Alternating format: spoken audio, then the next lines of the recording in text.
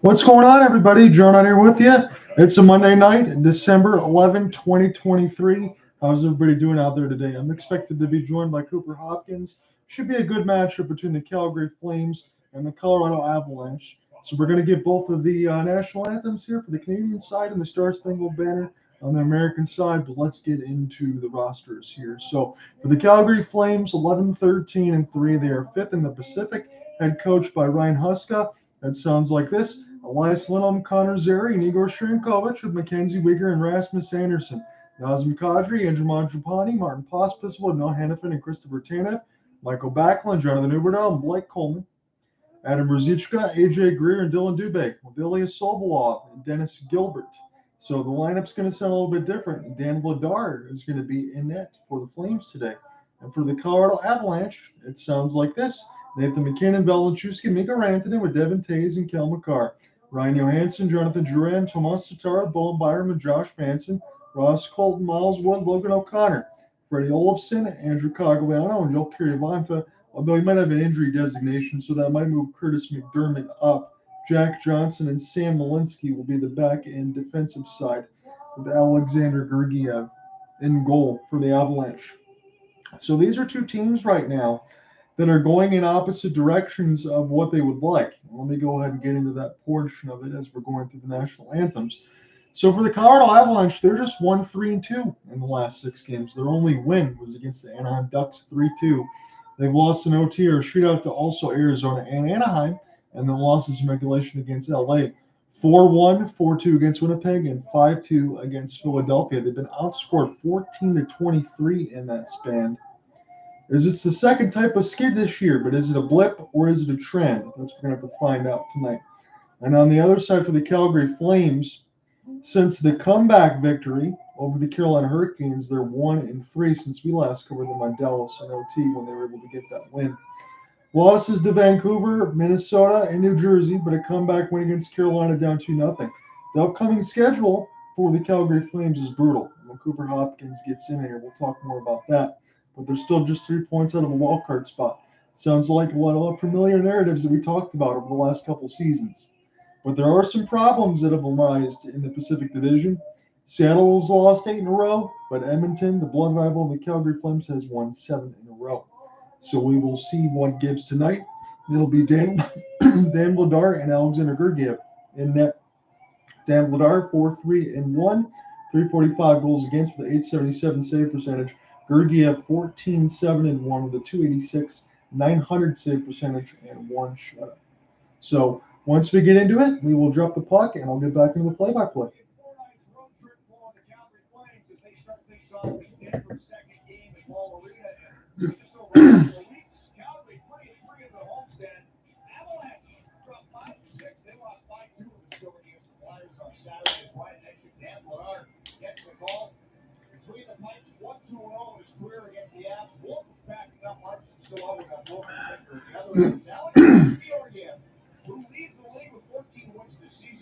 Start the last day for the RDM is 2-1-0 in his career against Calgary. Flames got a stomach bug work their way through the room. Hospital's back in the lineup. Right, looks like they're on the other side of that. Great melon, so you hope if you're a Calgary fan that some of the energy and So Rick Ball has said on the Calgary broadcast on the side of there's been a stomach bug going through the locker room of the Calgary Flames. So they've done some lineup adjusting on that side. We will see how all of that works out. Again, Nazem Kadri is still playing with Martin Pospisil on the second line, but Zary is on the top line with Yegor Sharangovich. So we'll have to see how this works out. This is dumped in, and now we are underway at Ball Arena, and we will see what happens here between Calgary and Colorado. Tanev gets absolutely rocked, and we're going to get a penalty call to start this game. And I think we're also going to get Noah Hanifin taking a look at a couple of the Colorado Avalanche. So again, we always talk about some fireworks potentially between these two teams. Chris Tanev is immediately going to the dressing room. Not a good sign there for the Calgary Flames, one of the most hardest working defenseman that there is. But man, oh man, Ross Colton steamrolled Chris Tanev to start this game. And the left side boards as his face hit the glass. He was just off of 1,500 block shots. That is a big time brutal hit. And I hope that Chris Tanev is okay. on that side. He is skating underneath his own power, but he went right to the dressing room as this game really got underway. 19:45 left to go in the first, and I will make sure I pull up the ESPN box scores just to see if there is going to be any power plays. Right now, I see Noah Hanifin in the box for the retaliation against Tanev, but is that all we're going to get? We should be getting offsetting at least.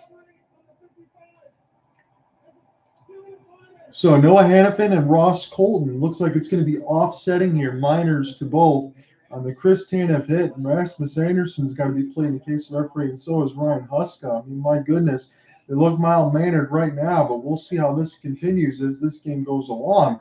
But just 15 seconds into the game, Chris Tanev, who knows how long he's going to be gone. That'll be something that we have to talk about on this game going forward. So Hanifin immediately was getting Colton in a headlock and throwing some punches there. So you saw that was going to be the penalty, and Colton was called for the minor as well.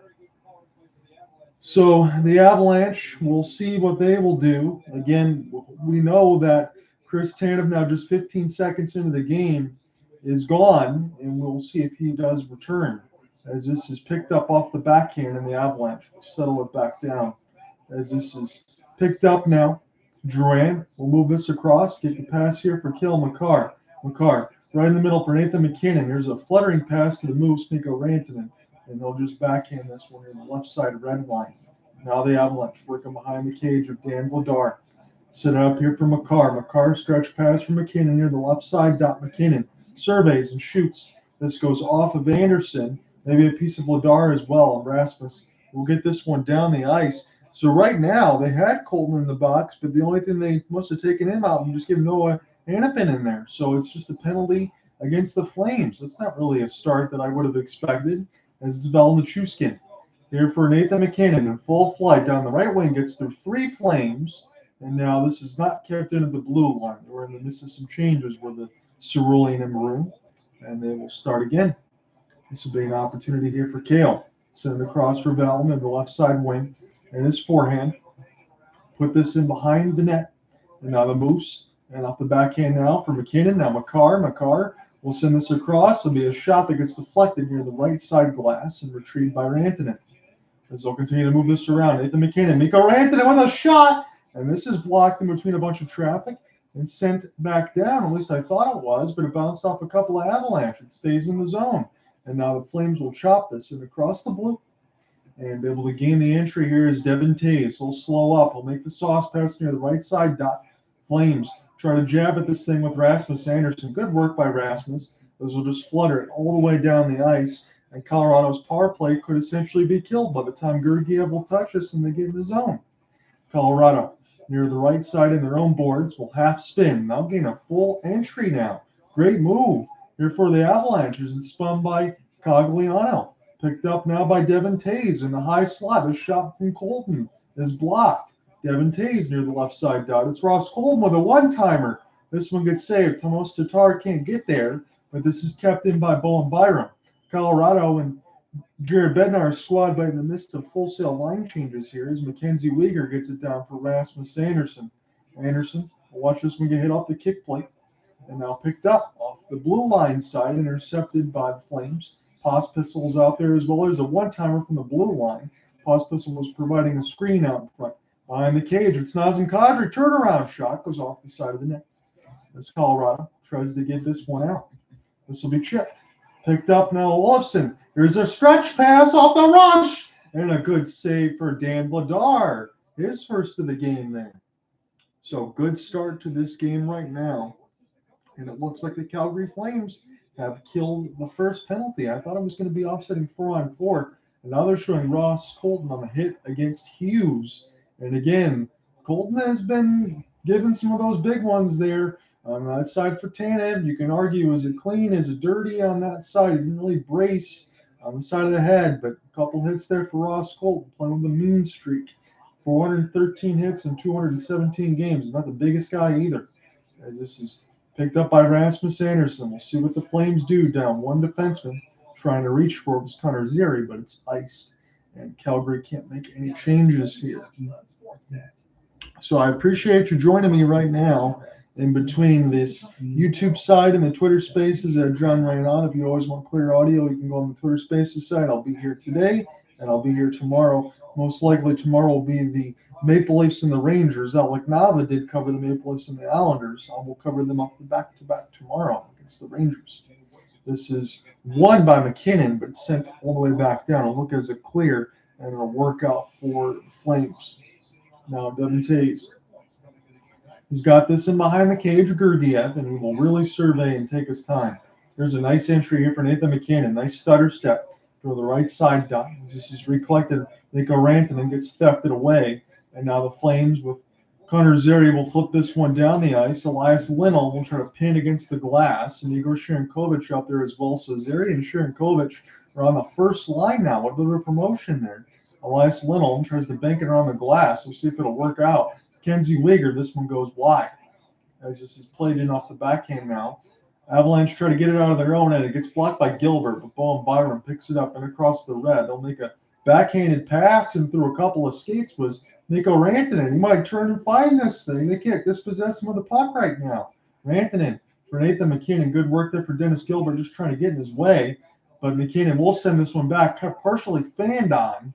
And this is not offsides. This will stay in the offensive end of the Flames. And now the Flames will have to work their way left to right in their other side. As this is bounced in off the boards, it'll fall right back to Gurdjieff. Luckily for the Avalanche, only the Avalanche were there to pick it up. 15:26 left to go in the first. It's 3 shots on goal to 1 in favor of the Avs right now.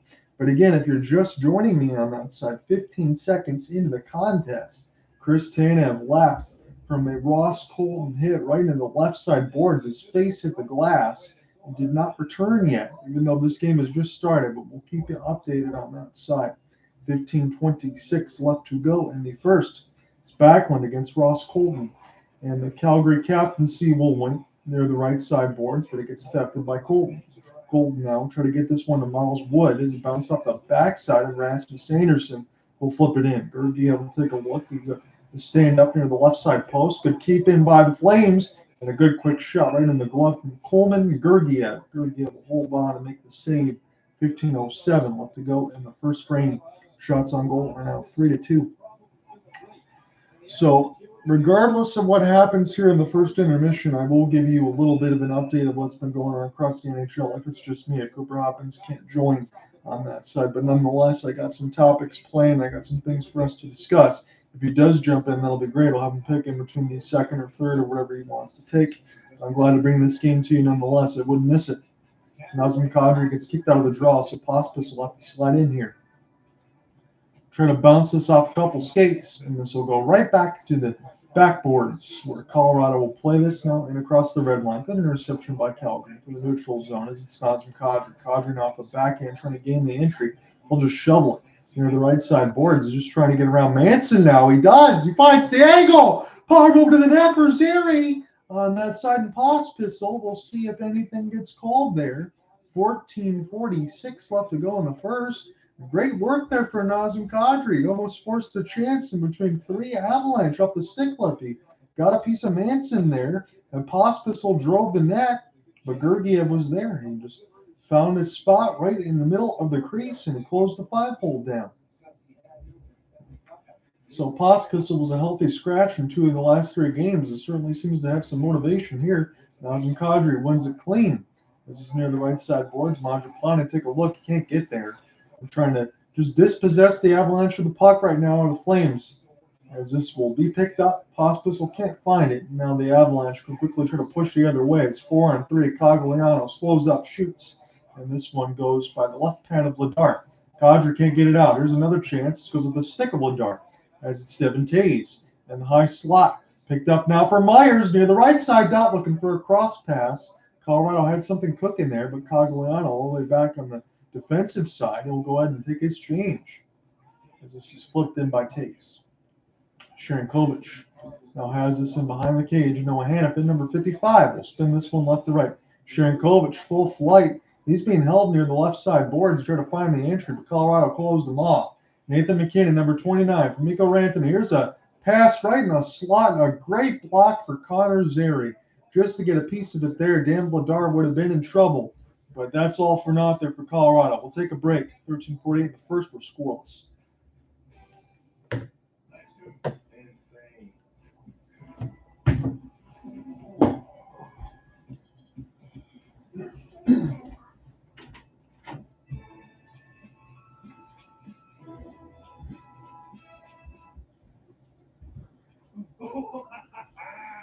Looks like laundry day is today.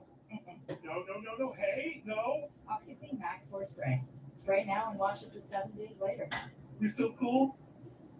I'm on you.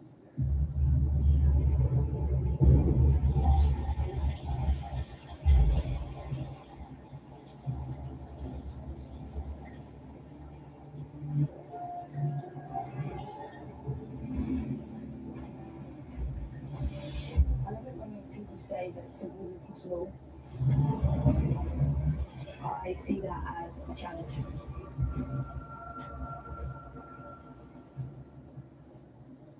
Every year as I carve the annual holiday nutmeg, I remember a time before people had it together. Why? What? Oh, I'm hilarious. Sometimes togetherness is as easy as a nutmeg. Sometimes. I recommend La Roche-Posay Makar body cream. One application a day keeps very dry skin away. 48-hour hydration helps repair the skin barrier. La Roche-Posay. What bricks?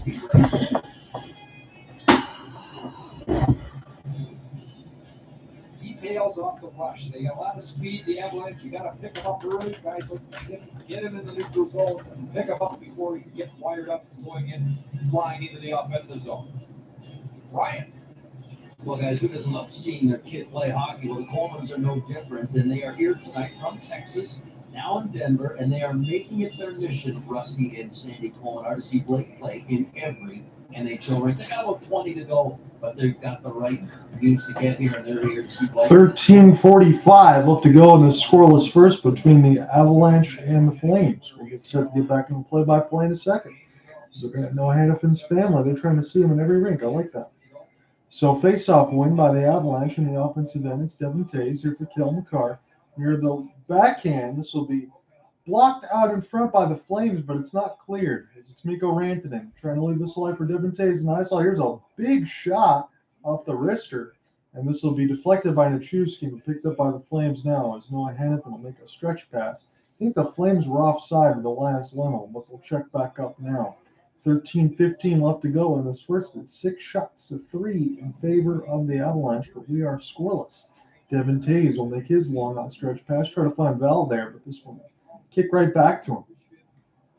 A little bit of a soft pass there for Bowen Byram, and this will be easily intercepted as the Flames get this near the right side. Coleman off the drop. Slap shot gets blocked, and the high slot, there's all sorts of traffic. Now we got a break. It's Nathan MacKinnon. Shoots. Stop by Vladar. Man, oh man, Nathan MacKinnon showing the wheels. But Dan Vladar was right there. And Sokolov was the one that lost it. It's the first time for me to look at him on the third line pairing defenseman. He flubbed down a wrist shot, and Nathan MacKinnon was pretty much gone. But Dan Vladar with a humongous save right there off a potential break. And it keeps the game level at nothing. So Nathan MacKinnon on an 11-game point streak, 5 goals and 12 assists. He is the point leader right now for the Avs. It was Cale Makar for the longest time, as this is won by Nichushkin. Here's a slap shot by Logan O'Connor. This one goes wide, but it just missed the left post. Bowen Byram spin this one around now as Miles Wood has it. Here's a slap shot right in the slot for Colton. This one gets blocked. Avalanche starting to look very dangerous here as Bowen Byram. This shot will get blocked. Miles Wood will send it back around again. Kept in here. The right side board. He's going to be careful not to trip anybody here. MacKenzie Weegar has it on the left side. He'll flip it ahead. As this on sides, Huberdeau was dancing, trying to make something happen, but it was just offsides there. And we'll get a stoppage. That was a good flip by MacKenzie Weegar. Almost broke one of the Flames right on side, running on goal. just jumped the line a little bit too quickly. But again, that was from 150 feet there, and that was a heck of a lot closer than you think it probably should have been, as that was almost played out of the air by Huberdeau nonetheless. 6 shots to 3 still, with 12:15 left to go in the first. We're scoreless here at Ball Arena. John, within the play-by-play. I'll be with you tomorrow and Thursday on that side before the Waterford Sharks assignment against the Gaylord Snow. So be an offensive zone draw win for Ross Colton. Johnson, watch this one go in between the legs as Myers will send this back around to the right side boards. Tomas Tatar looking as this is picked up now off the forehand. I'll get Cooper in here in a second as this is flipped in now across the left side red line and sent back down the ice. Flames trying to make something happen here, but this is turned over. Ross Colton's got it. Colton and Dan Bednar will go ahead and play this one now. Noah Hanifin, here's his sauce pass. This will work right into the middle of the Avalanche logo. Now near the right wing side. Good hit near the right side boards for Johnson. Took out one of the Flames. Just kept it for MacKenzie. Weegar. Here's a floating puck, and this one gets saved by Georgiev. Now the Avalanche look to push. It's 1-on-2. Miles Wood loses the puck, and now the Flames find it in their own end, trying to go left to right here in the road whites and red.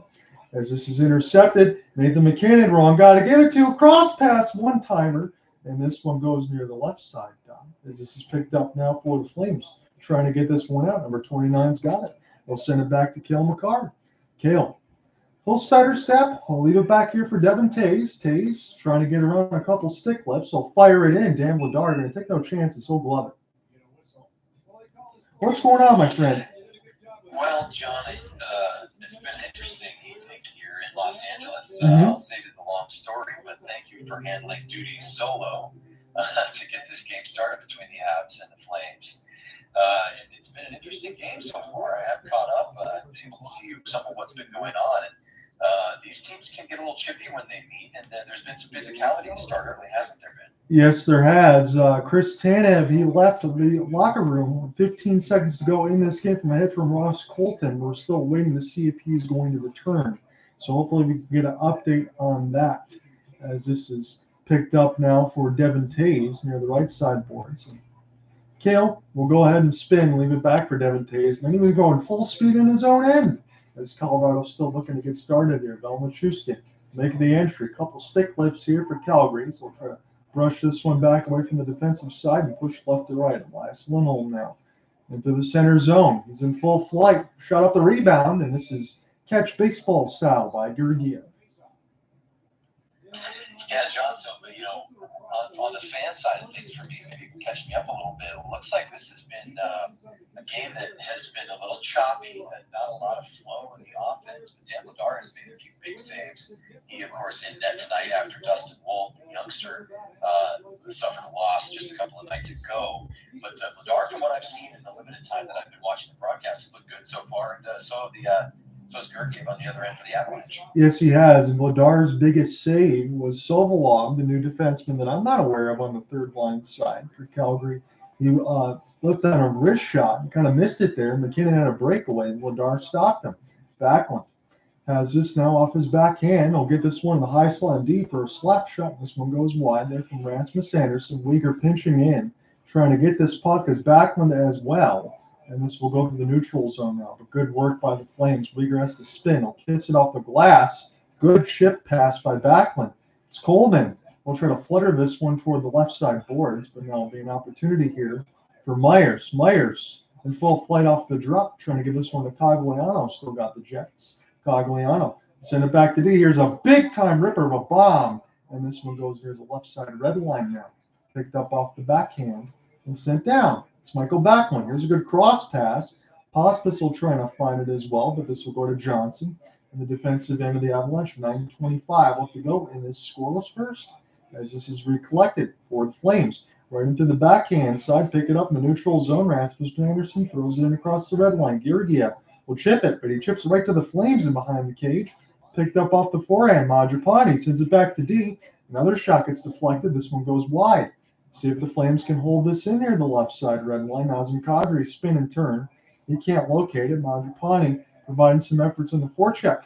It's an opportunity for Miles Wood as he takes a hit for Mangiapane. It's a race for the puck. Good work for Pospisil. Falls down. Gets a piece of it with the stick, though. And now the Avalanche will try to find it. The cerulean and maroon, they're pinned in their own end, as this is flipped along from Johnson. And down here for Noah Hanifin. Hanifin now gets it off his backhand, trying to just get around the net of Dan Bednar and start again. Nice spin and turn as the Avs will look to find an entry. Yegor Sharangovich, who's been promoted in the first line with Connor Zary, as it's sent down now for the Moose. Mikko Rantanen, full flight. Nathan MacKinnon, right wing, look out. Half spin. He'll drop it back. Good interception there for the Flames. Can they do something here? 2-on-1. Cross pass, trying to find Lindholm. He's got a spin. Somebody gets hit in the face for the Avalanche, but the play's still live. And now we finally get a whistle. Yep, there it is, John. Looks like it's going to be a penalty coming up, and that could be a serious cut on the face. And actually didn't get a number there on the Avalanche defenders. The Flames on a 2-on-1 there, and kind of in classic Calgary style. Didn't really have everything in order. What are you seeing there, John, on your side? AJ Greer trying to spin and turn and shoot. He lifted it up with the stick and hit Devon Toews right in the face. Yeah, I've seen that as well. Now I think I'm just a couple seconds behind you on the feed, but yeah, that's going to be potentially stitches there for Toews, and of course no intent whatsoever. Greer just trying to fire a wrister. You presume he was going to go high toward the top shelf on that one, but this has been an interesting theme in the game so far. A lot of whiffed shots from the Flames that resulted in some negative plays. Of course, you mentioned the breakaway for MacKinnon, and now Toews takes a stick blade to the face after a whiff on a shot. So Calgary just struggling with some of the basics right now. It looks like the Avalanche could be down a man due to injury, and the Flames should certainly be down a man when we come back from the break after a high sticking call here. Yeah, so it's been a little bit of an auspicious start, but again, between these two teams, they always seem to bring a little bit of a thunder, so we'll continue to see what we will get. The good news is it's still scoreless for 8:06 left to go in the first. Yeah, there's plenty to talk about. I'm sure we'll get into it as this game continues. And again, thank you for picking up the slack and leading the coverage on your own up to this point. But, this is a team in the Calgary Flames that is at something of a crossroads, and we've seen them coming to this point over really the last couple of seasons, and especially since the departures of Johnny Gaudreau and Matthew Tkachuk. I think that a lot of folks and a lot of fans felt, this is a different team, different look, different feel of the roster. And, have you gotten what you expected out of Jonathan Huberdeau and Nazem Kadri and some of the other additions? That is still to be seen. But in the standings, the Flames are faltering. They're below 500. They watch their provincial rivals, the Oilers, really make a move here. And there's lots to talk about in the standings and in the future for this team. Yeah, we definitely will hit some of that in the first intermission. I have some thoughts of my own in regards to my own team. There was a lot of stuff going on between the Senators this weekend. I will get into some of those comments as well, as this is recollected now off the forehand. Colorado trying to locate it. I'm not seeing any penalties on the screen right now, which I'm very surprised of, because Devon Toews definitely got hit. But if it was inadvertent off the shot, I guess that's what they're going to deem it as Miles Wood now with Tomas Tatar trying to find this one. Jonathan Drouin as well. He will locate it, but Connor Zary will go ahead and pin this near the left side boards and keep it clean. The Rasmus Andersson here. Zary on the first line. Again, we were very impressed with him in the game against the Dallas Stars. A couple of the silky mitts and moves that he had, so no surprise for the promotion there for Zary. Near the right side, still trying to work this loose. And now this is spun away from Manson, but the Flames right in on the forecheck. They're just near the left side of his glass, and Colorado can't get it out. They'll take the long flip now. This will be recollected for the Flames, and we'll start again with MacKenzie Weegar. Weegar with the stretch pass. Get this near the right side. Dot take a long shot. This one will bounce up in the air on a play. 6:55 left in the first. Yeah, John, I do agree with you. I'm a little surprised there wasn't a penalty there, but I guess that was in the course of play, and Devon Toews' face just happened to be in the path of an attempted shot. So a little bit of misfortune there for the stalwart man for the Colorado Avalanche, and hopefully he's not too worse for wear here. But I'm still interested, and we will talk about this as well. The Chris Tanev situation for the Flames. He is certainly one of the beating hearts of that blue line for this team, and his loss is a major one. As you said, the 1,500 shot blocks on that side, definitely losing that. Devon Toews near the right side. He tries to keep this off his forehand. And this will work in the high slot. Cale Makar holds the blue line. Now near the left dot, it's Nathan MacKinnon. Back to Cale. Near the right side dot, looking for a deflection. This is picked up by the Flames now. They'll backhand this. Blake Coleman trying to get it out. As the camera will cut, it'll go back to Cale. Cale will look to start again, and the Avalanche on it almost intercepted nicely there for Blake Coleman. He's been in the right spot. Coleman will get it now. Is he going to make something happen here? Oh, scores! Coleman from Kadri. What a play! That's a beautiful moment right there. Boy, we just mentioned Nazem Kadri's name in a questionable sense. Guess what? He gets himself going and his team going early here in this game. Just the fifth shot for the Flames. They've got the first goal of this contest with 6:14 to go in the first. And boy, Blake Coleman, he's playing in front of his parents tonight. A little extra motivation, a little talk about beating hearts. Well, he's got his parents here. His heart is beating fast enough right there to find a nice backhand sauce pass to his teammate Kadri, who finishes, no question about it. Kadri scores against his former squad. It's 1-0 Calgary. I love it there, and Kadri will get all the credit for the goal as you should, but Blake Coleman was puck hawking a little bit there, and he was able to get a steal and catch Colorado flat-footed. It'll fall back to Dan Vladar. He'll hold on to it, but that's got to feel good for Blake Coleman, Cooper. Yeah, 100%. And that's the kind of individual effort in a game like the one we've been seeing so far that's been a little choppy for the Flames, right? Not a ton of flow. And John, we've talked about this, unfortunately, far too often when it comes to Calgary. Not a lot of offensive zone time, right? Not really setting up and being able to run your offense in front of your the opposing goaltender. But right there, Blake Coleman just being a great pro. He's been out on the ice. He's been a winner at the highest level. He found the puck, makes a play on his own. He finds a teammate. It's 1-0.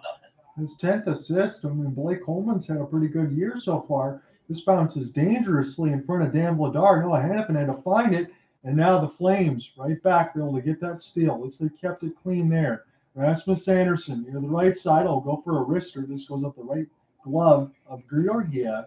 Picked up by Nazem Kadri. He's back out there in a tip for Andrew Mangiapane, but that one goes wide.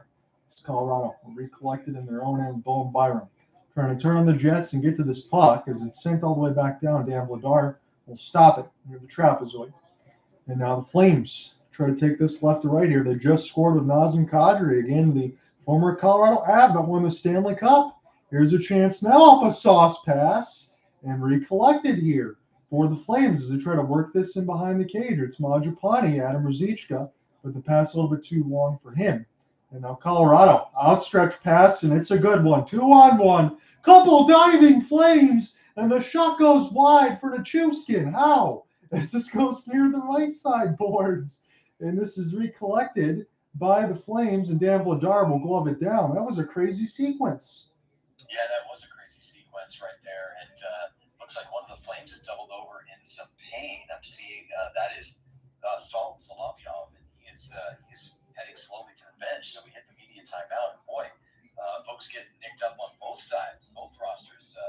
Not coming out of this thing clean, and we're only in the first period, John.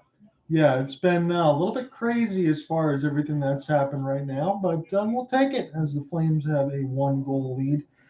How are you doing, my friend? I'm doing pretty well. It's one of those things where you feel yourself getting a little bit older. I had sort of a long day today. The lower back is acting up right now. Oh, man. I've been in a little bit of pain, so if my voice sounds a little raspy, if I sound a little out of sorts, that is the source. I'm here on the couch enjoying a hockey game, just trying to let the Advil kick in, my friend. Okay. It's just one of those days, but hey, at least the voice box still works, and I'm here to call this thing alongside you. I hope you're doing well. I am, my friend. And again, if there's anything that gets too much on that side, don't feel like you have to, but I do appreciate you being here on this side. Again, I'm just getting back into the NHL coverage because Alec and I covered the NBA in-season tournament. That actually was a little bit more fun than I was expecting. I was a little bit unsure about the crazy colored courts and whether or not some teams would take it seriously, but I felt like that's been a success for the NBA. I kind of wonder if the NHL might follow suit at some point. Yeah, I think you make a great point, and I was able to catch a very limited amount of that in-season tournament. But boy, everything that I've seen in terms of coverage on the national level is that it's been a success. And so, tip of the cap to David Silver and the NBA. And you wonder what's going to happen with these NHL players and their desire to play international tournaments, and namely the Olympics. Yes. If that does not come to pass, I'm sure that's still their goal for most of these players. If for some reason that doesn't work out, you got to think there's a potential template there that's shown by the NBA to do something special during the regular season. I would agree with you. They're showing again the on-ice time for defense as this one goes wide. I think Tanev is only 15 seconds. We hope that we can see him back up here. It's Mikko Rantanen. Cale Makar, nice move near the left side dot. He'll drop this one back for Mikko. Starting in for Nathan MacKinnon. He'll try to toe drag his way. Middle of slap. There's a slapper from Rantanen, and we get a whistle. We might be getting a penalty call. Yeah, I think we are in this shift more than any other, John. Looks like the Avalanche were really moving there. I'm not sure who said what to whom, but they were on their game right there, and they were controlling play in the O-zone right there. And guess who was at the center of it all? It was MacKinnon, and it does look like Backlund gets tied up with number 29 in this cerulean and maroon. Oh, good, almost a knee play there. Yeah. A little unintentional. But Backlund is going to go for tripping at 15:35 of the first period. Man, how many times have we said Nathan MacKinnon drive and play? The trifecta for Rantanen, Makar, and MacKinnon. I mean, it's as dangerous as it could possibly be, and they're all on the same line. And now you have a chance in the power plays. It's Cale Makar from Huberdeau. Cale, forehand, sweet move, full speed now during the right wing side, and they'll put this in behind the cage. Now Nichushkin was looking.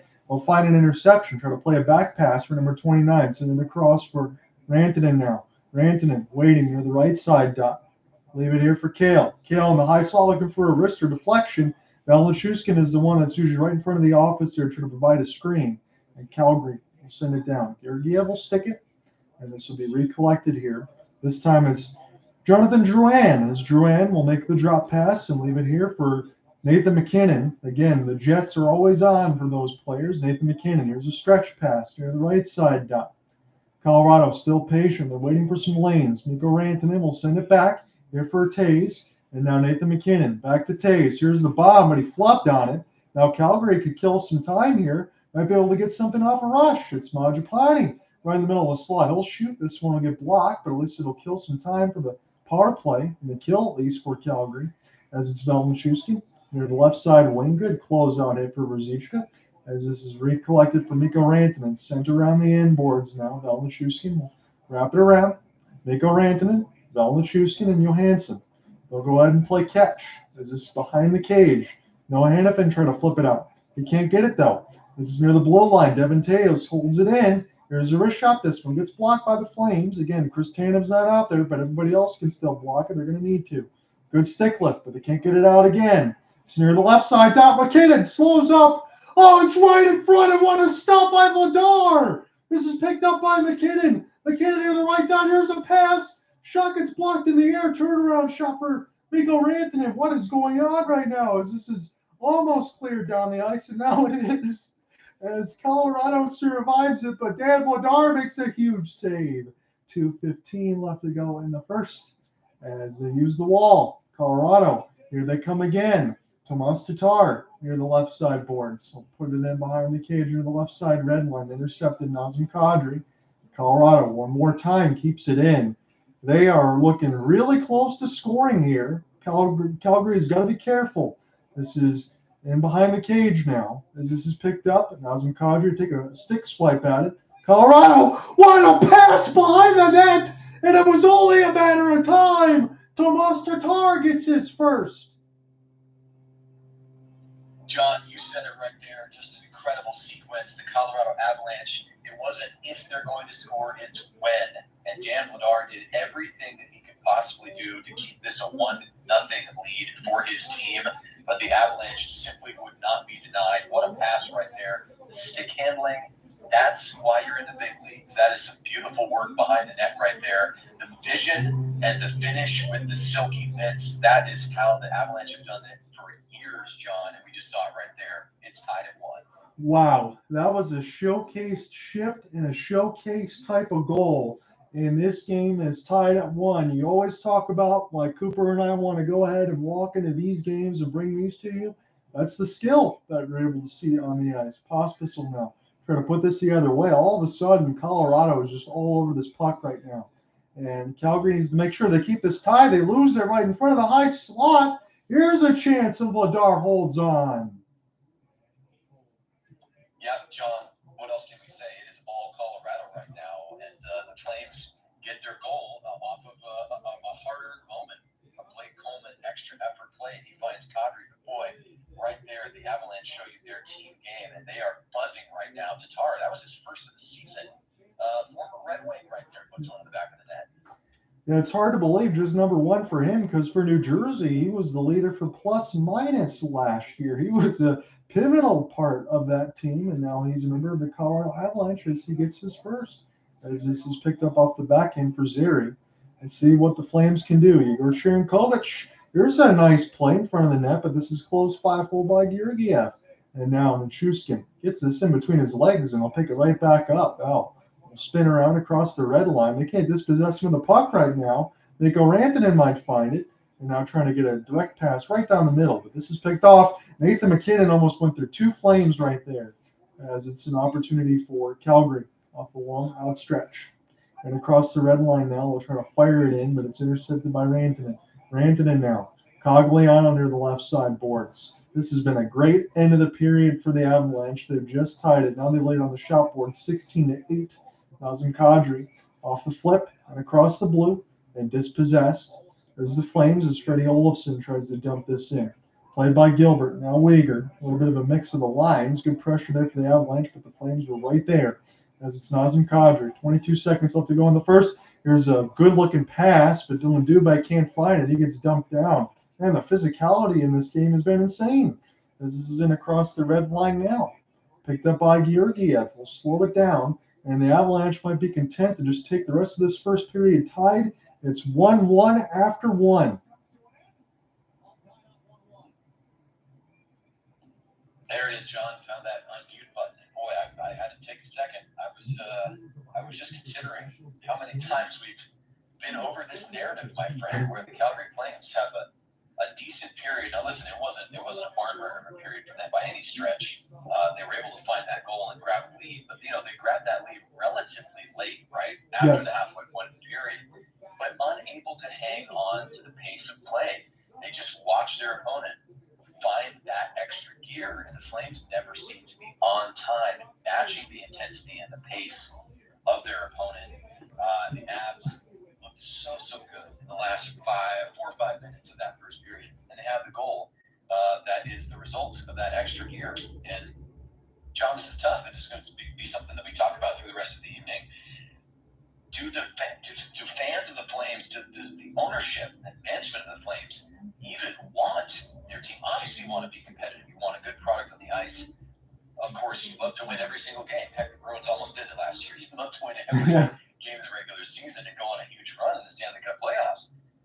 But where this team is right now in the Calgary Flames, is that the best thing for the franchise? It's a tough question. It's a bigger question that we can answer even in one intermission. But there's just so much that in that microcosm of a moment in that first period where the Avalanche played, the Flames unable to respond. Lots to think about in those kinds of plays. So here's the thing for me. I'll try to answer it at least a little bit on that side because it is a great question, and we would need our own show to pretty much do that on that side. But I'll look at it like this. I know Martin Pospisil's been scratched. They just brought him in the lineup after a couple games, but Connor Zary gets the promotion. He's looked really, really good for the Flames. We talked about him being a first-line type of player from some of the moves that we've seen. I'm glad to be able to see him in this spot right now to showcase what he can do. What I want to see is the continuation of the Calgary Flames part of the Wranglers, all the other guys in there to go ahead and be up on the big squad and see what they can do and showcase some of the talent, be able to bring some of it that way. Dustin Wolf, been able to see a few of those games from him, be able to see that going forward. That's what I want to see for the Flames this year. Regardless of how many games they win, they feel like they could be. I'm not saying it right now, but it feels like they could be in a situation just like they were last year. Hanging around it, maybe not finding a playoff spot, maybe finding a playoff spot. Who knows? That kind of feels like spinning your tires, and I know that we've been in that narrative before, but nonetheless, everything that they said that they were going to do between Craig Conroy and Ryan Huska about playing some of the younger players and seeing their talent, they've showcased that, and that's the positive we can take out of it. Yeah, I think that's a good summary, and I'm glad that you gave us that perspective. And you're right. It's almost as if the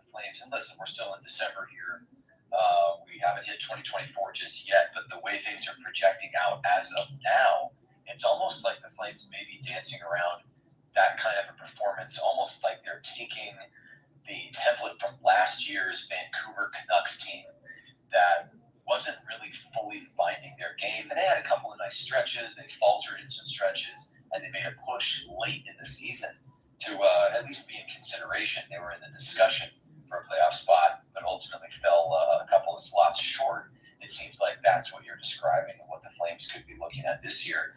But there are positives in that, because that kind of a performance is coming from potentially a significant handful of players that do not have a lot of NHL experience, also may have had some time playing together in the AHL with the Wranglers, but are just learning how to play together with the big club and trying to perform their best as a unit for Ryan Huska and Craig Conroy. So great points by you, my friend. And I like to take the optimistic outlook, because I think there is a sunny future here. But right now, I'm not going to say it's a downpour, but there's some clouds in the sky. And I think Flames fans are worried about how the weather's going to be, to stick with the analogy. But I like where you went with it. Yeah, and I'm going to go with the same thing for that for my own team, but I'm going to hold off of that for just 1 second, because the upcoming schedule for the Flames, I think that's going to say a lot. So let's just make this segue before I move on. So we got Colorado tonight. Both of our teams are in a back-to-back. You got Vegas tomorrow at T-Mobile, and then Minnesota, who's been red hot since they've had John Hines. After that, it's Tampa, Florida, Anaheim, and the Los Angeles Kings on December 23rd. It's going to be a rough stretch of games for Calgary, but if they can make something happen and play around 500 hockey, that's got to give you some optimism. Yeah, I think so. And, if they are able to play 500 hockey, that's about what their overall record would be, right? Maybe a game below, something in that vicinity. And Flames fans, the pessimists of the bunch might say, is that where we want to be? They're thinking about draft picks. There's always the dreaded tanking conversation, which I don't think anyone wants to see. I certainly don't. I don't think that's not how Craig Conroy and Huska and the boys are going to handle things by any stretch. But speaking of stretch, you make another great point, my friend, in that playing the top teams in the league is going to show you who you are. And can you at least hang to some degree with those squads? I'd like to think so. I think there's enough talent on the Flames roster that the answer should be yes. It doesn't mean you're going to go on undefeated stretch throughout that, but if you can at least hold your own, play competitively, and hopefully get half of the potential points, maybe come out on top of 1 or 2 extra points, find an overtime win, a late goal, etc., that could bode well as we get to the second half of the season. I think so too. And I know this is going to be tough for me to talk about. I'm going to make sure I keep everything PG-13. I know Cooper and I like to keep all these shows clean on that side too. Try to be as professional as possible. But admittedly, as a Red Wings fan, I'll try not to cry about it, but it was a tough Saturday on that side when they played against the Ottawa Senators. And there was a thing that happened. Dylan Larkin got hit in the back of the neck. He laid down motionless on the ice, and it was a scary scene. They called out the stretcher. Admittedly, all the thoughts that went through my head were not the good ones on that side, because he's had a series of neck issues, and it wasn't good at all. So he took the hit on the back of the neck from Matthew Joseph. He got followed up on the other end for Parker Kelly, and he was laying down unconscious on the ice. And I won't talk about all the other tweets and things that I saw, because if you believe in a certain portion of the afterlife, some of us get to the ticket of the top floor. Some of us will be at the ticket of the bottom floor. And some of these guys, from the things that they said about Larkin, about taking a nap on the middle of the ice, or poking fun at his wife just having a miscarriage, you guys might have a special reservation for yourselves on that side. So it's a bad scene. So Larkin was put on the IR, and there were some things to talk about for Matthew Joseph. Was it dirty? David Perron got a 6-game suspension because he went after Artem Zub. He went after the wrong guy. That wasn't good to see, but he tried to stand up for his teammates. You know what, Cooper, honestly, I talk about this a lot on the side of it, and they're just showing it now on the Sportsnet side. But I talk about this because sometimes I feel like if we had more of those enforcers in the league that we had in the 90s and 2000s, things like this wouldn't happen. I understand it's a fast-paced game, but when you're battling in the middle of the net and you get the stick up high and you hit somebody in the back of the neck, you're doing more than bracing yourself. Now we said Erica Branson. This is perfect timing on this side. Some of these things are getting out of control. Yeah, and I commend you for restraining yourself a little bit there. I would be surprised if you felt felt that way about any player on the Red Wings. Obviously, your favorite team, and to have any member of that roster have that experience is terrible. And to have it be Dylan Larkin is essentially the worst that it could be. And that was a very, very frightening situation. We've seen in the media lately a lot of serious stories about the real dangers of playing the game of hockey. Yeah. And my least favorite part is A, that it happened at all, and B, the fact that people would stoop as low as they did. I mean, listen, that's the internet in our modern world. You're going to get people who just don't care. They're just the keyboard jockeys. Sure. They want to get a laugh or they want to get attention. Whatever it may be, to make claims like the ones that you just referenced about Dylan Larkin, who was seriously hurt. Pretty despicable, but what's done is done. All we can hope for now is a speedy and full recovery for him. And I hope that this, which is the least consequential of all here in this scenario, the games still have to be played. And there are players who are going to take the ice, and someone's going to have to step in for Dylan Larkin. And I believe that the Red Wings have the talent to fill that hole. You're never going to fill it completely, but I think that they're going to step up and hopefully be galvanized by this. And I will be keeping my eye out on his recovery and absolutely hope the best for him. And as for Goodbranson, former Flame there, that's a one-game suspension for him for being the aggressor in that altercation. But you said it, John. I won't belabor the point. The over-the-top responses. I understand that the true enforcers are almost completely out of hockey, but that mentality still exists in the game, and it's coming out in these fits and spurts, right? Where it seems like because there's no single player who's designated as the enforcer, right? You know, the guys who don't have the visors on their helmets. Right. Those are, as we talk about, there aren't many left. So someone has to respond, and that code of hockey, it's still very, very real and very alive, and it's difficult to see it play out in a way that leads to injury. You know, I get it. You got to stick up for your teammates, but you don't have to take someone else down in the process. That's what I'm thinking, and I'm glad you said it that way, because that's kind of what I thought on the enforcer side of it. I mean, I remember the blood and teeth days of the Colorado Avalanche and the Detroit Red Wings, and even that almost seemed more civilized than some of the things that we're seeing today. And I really do mean that, honestly. It's crazy how far it's changed.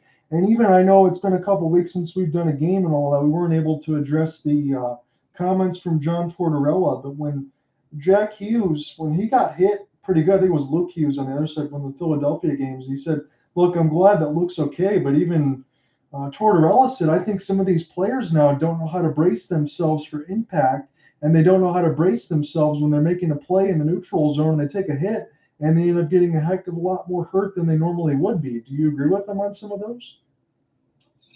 Yeah, I think so, John. I mean, because the game, the priorities are shifting in terms of how the game is played, what's valued most by coaches and GMs, what's expected on the ice, and what's expected in terms of your physicality and your skill set. And that's what we're talking about there. It was almost, what's interesting about your comment, the quote-unquote old days, which everyone thinks about as a more violent, more dangerous play, more fighting, more teeth on the ice, right? Yeah. Chicklets, right? Where the podcast name come from. Well, what was interesting about that, yes, there were those moments. And yes, fisticuffs in hockey, right? Extra physicality, body contact, throwing harder hits, dangerous hits. Yes, of course, that's part of the game. Where players are always going to push the rules as far as they can, you know. And the interesting thing is, at this point, there doesn't seem to be clear lines drawn about who is responsible for what. Now, no one is singularly responsible for quote-unquote protecting their teammates.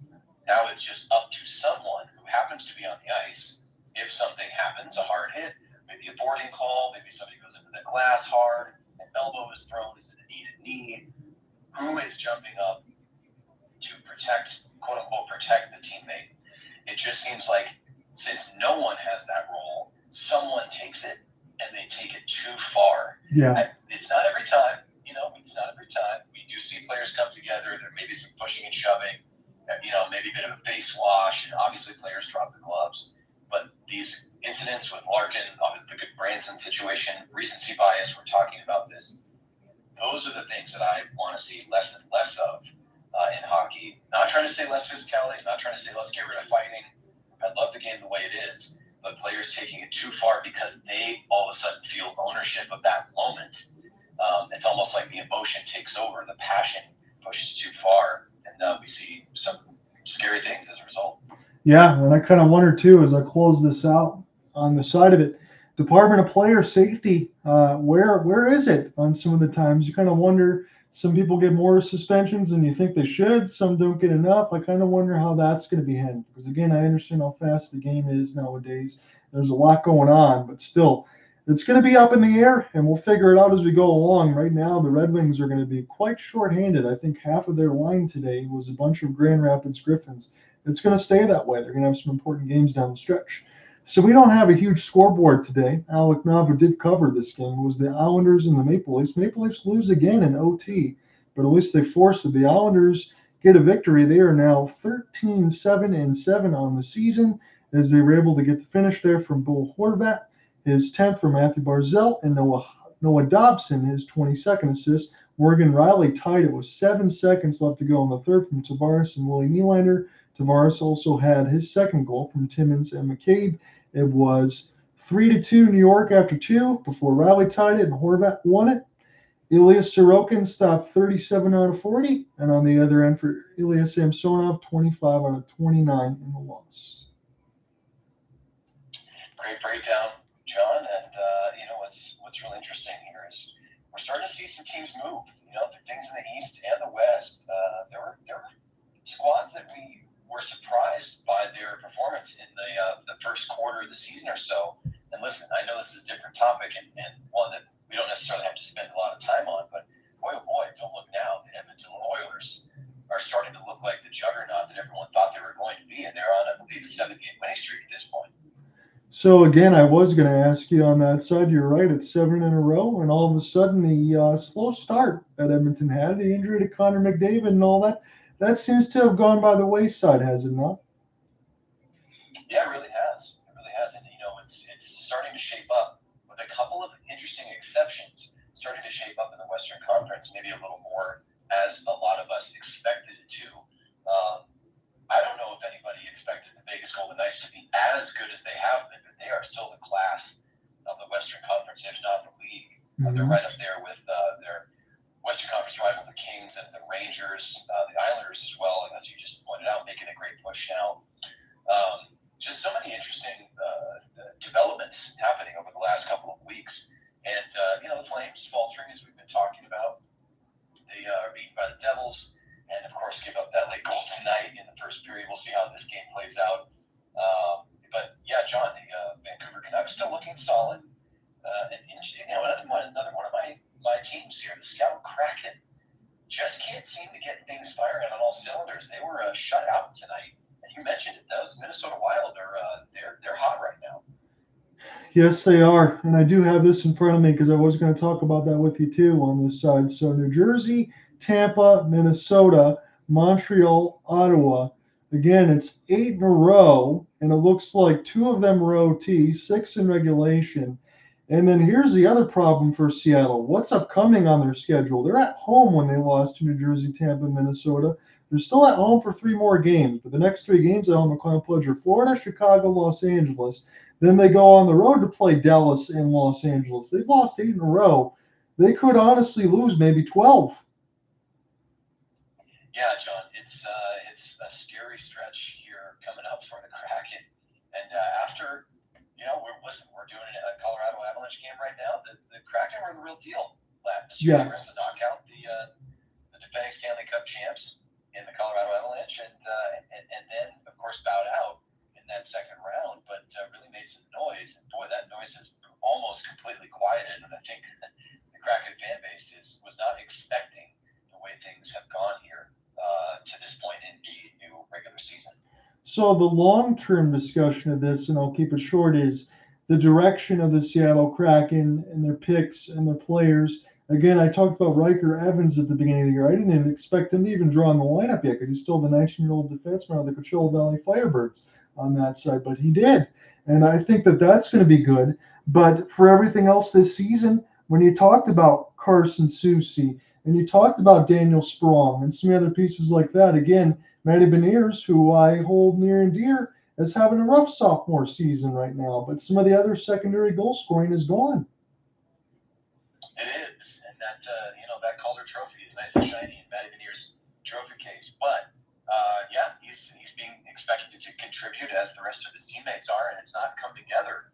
We'll see how things go over the next couple of weeks for Seattle, and we're just about 9 seconds into the second period here, John. 14 shots for Colorado, 7 for the Flames, and we got a 1-1 scoreline. You want to keep the play-by-play going, my friend? Sure, I'll keep it going because I want to keep you on the mend on that side. So I'll hold down the fort, and anything else we will take care of in the second intermission. Got a few other topics as well. I guess we're going to do this face-off yet again. So 1949 left to go in the second. Colorado scored a very late goal, a very gorgeous goal from Ross Colton and Tomas Tatar, who got his first. It's a 1-1 scoreline, 14 shots to 7 as Ryan Huska looks on with Ball Arena in Denver, Colorado. It's Backlund and Colton, and on the draw.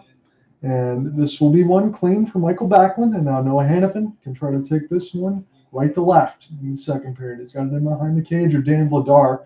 Honestly, Dan Vladar, I will not blame him on that first goal. He's had a really good first period, but it's up to Calgary now to suppress any type of pressure. Now they turn it over immediately. Logan O'Connor drop a broken stick, and it's picked up by Vladar nonetheless, and we're going to get a hooking penalty, I believe. Yeah, boy, about as bad of a start as you could have in this second period for the Calgary Flames. Choppy with a couple of whistles going play dead, and the Flames give away the puck in the neutral zone. What should have been a routine pass, and it becomes a 2-on-2, really basically a 3-on-2 with the late skater coming in, and the stick gets broken, so it's either going to be a hook or a slash. Andersson tries to block the puck. I'm not sure how Dan Vladar found the puck, and it is going to be a slashing on Noah Hanifin just 33 seconds in. So number 55, the defenseman for the Flames, will sit. It's another power play for Colorado, and the Flames are able to clear here, and I hand it back to John for the play-by-play. The Flames got to get it going here, looking bad to start this second period. Noah Hanifin's in the box for the second time. Colorado were very dangerous in their power play. They already had 6 shots. Nathan MacKinnon will slow up, leaving it for Mikko Rantanen on the left side red line as Colorado will start again from the defensive end. Cale Makar make the drop for Nathan MacKinnon. Nathan MacKinnon, series of stick drags near the right side wall, try to work his way behind the left side red line. In the high slot, Nathan MacKinnon touch pass. A beautiful one there for Mikko Rantanen, and what a stop from Vladar. Yeah, that's a pretty pass from circle to circle. That was almost dot to dot, in fact, right in front of Vladar. And you know what, Dan Vladar, he's earning that contract money tonight. He's been called into action a number of times in some pretty significant ways, John. And other than that one goal, which you mentioned, it's really not on him at all. He's made some big stops. This could be a 3-1 or 4-1 scoreline. It kind of makes me wonder, Cooper, the hot and cold maybe for Dan Vladar, because when he makes those saves like that, it makes me feel like he's a pretty darn good goaltender. It's just about consistency because his save percentage is in the 880s. Cale Makar, now for Mikko Rantanen, got him near the right side dot, trying to keep this alive off the backhand. I'll just shove it off the glass to Cale. It's picked up now here for Nathan MacKinnon. Back to Cale in the high slot. Now Nathan near the right side dot. Here's another cross pass. A big bomb and a goal! Rantanen to Makar! Yeah, John, guess what? Dan Vladar's not stopping that one. You know why? He couldn't see it. That No. was a laser beam. Top shelf over his right shoulder. Makar makes no mistake right there. And, yeah, the Alberta native, he does some damage right there to his hometown team, so to speak. And, boy, that was a beaut from Makar. Full slapper right there. You want to talk about classic hockey? There it is. Setting up for that 1T. That's like a video game. He blasts it home. 2-1 halves. Am I being hyperbolic when I say even in slow motion I barely saw that one, Cooper? My goodness. Not at all. That was a bullet. And no chance Vladar sees that one. And Noah Hanifin. Well, guess what? You're in the box and your team pays the price. You're down 1 now. Will the Flames respond? Let's find out right here. So 2 very pretty goals for the Colorado Avalanche and a hard-working one there as Blake Coleman set up for Kadri. We'll see what changes here. Right now, the Flames only have 8 shots. They had the first 3 penalties of this contest as well. Something has to give. Colorado's not been playing well of late either. You know they're hungry to be able to get some results. We'll detail those when we get into the commercial break as this is picked up now for Colton. And now back to the Flames. Have to race for the puck, though. This could be dangerous here. Tomas Tatar able to get the steal off of Sokolov. And now the Flames try to press in their own end. It'll be Mangiapane. He's got the Jets. Get this in off the backhand now. Pinned against the wall. Manson trying to provide a little bit of pressure as the Flames will try to keep it alive with Mangiapane. Spin it around his pass pistol. Take a look at it. It's Ruzicka. And off the backhand, Flames still working with this right now near the left side blue line, but this will go into the neutral as it eludes Ben Myers. And now Noah Hanifin, who's on the box, makes the pass as this gets chipped in off of a little bit too far for Adam Ruzicka to reach for it. Colorado might press the other way here, man. They've been attacking very well in transition in this game, just like we're always used to.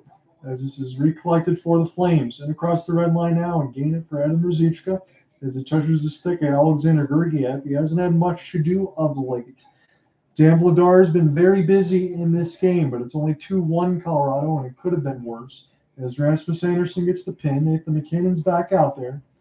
As this will fall back to Rasmus now.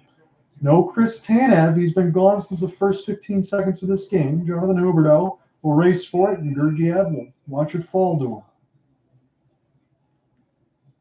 Yeah, John, it's a big loss for the Flames, and I think you're already feeling it. There's just a little extra time and space for these Avs to work through the neutral zone and into the offensive zone. They've made the most of it, and boy, special teams right there as we see the replay one more time on the Sportsnet feed.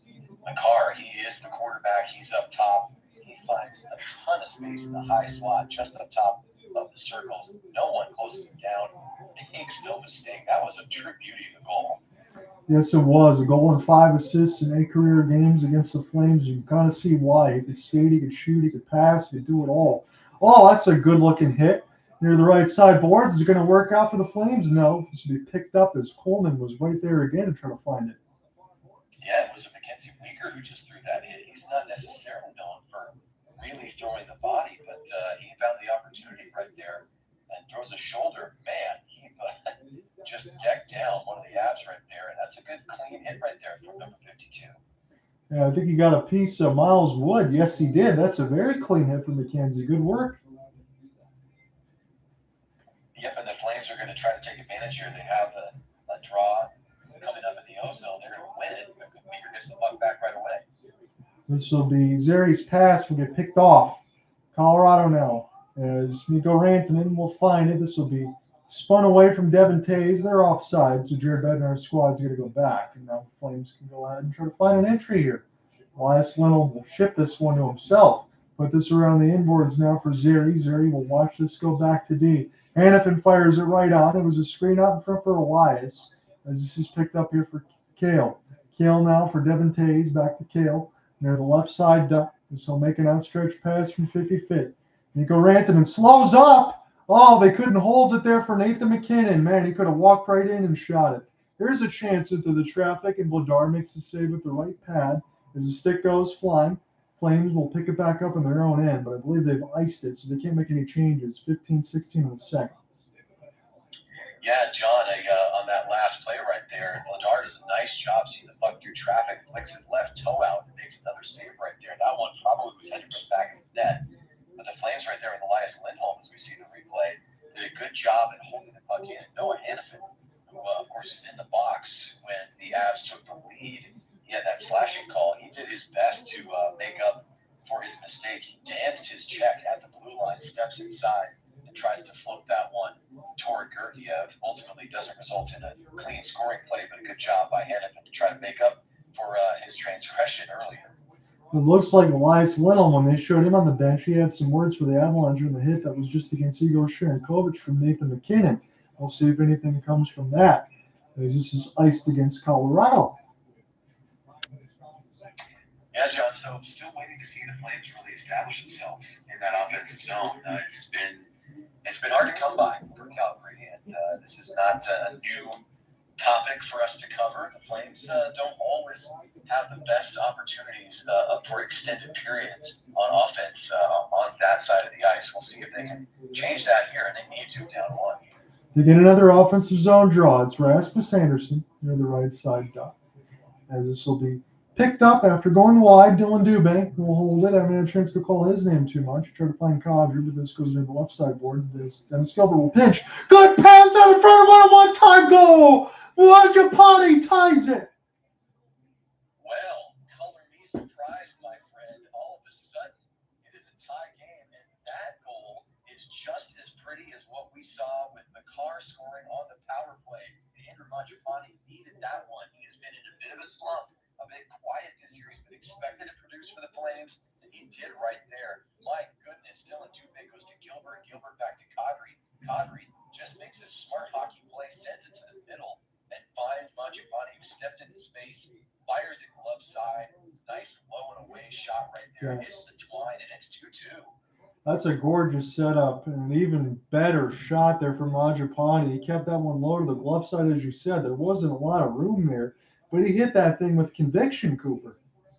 Yes, he did. Well, that's great to see for the Flames bread man right there. And guess what? Don't look now. Nazem Kadri used to having a ton of success in this building in previous seasons. He's having a ton of success tonight. He's been in on both goals. Yeah, it's got to feel good for the Flames. I know it feels good for us being fans of Nazem Kadri. It's been some up and down, but I do think on the side between some of the other signings alongside MacKenzie, Weegar, and Nazem Kadri especially, that they have produced, but you're going to want to expect more on the other side for Jonathan Huberdeau. I want to see him signing if you're already getting some of those points. I know we've talked about that.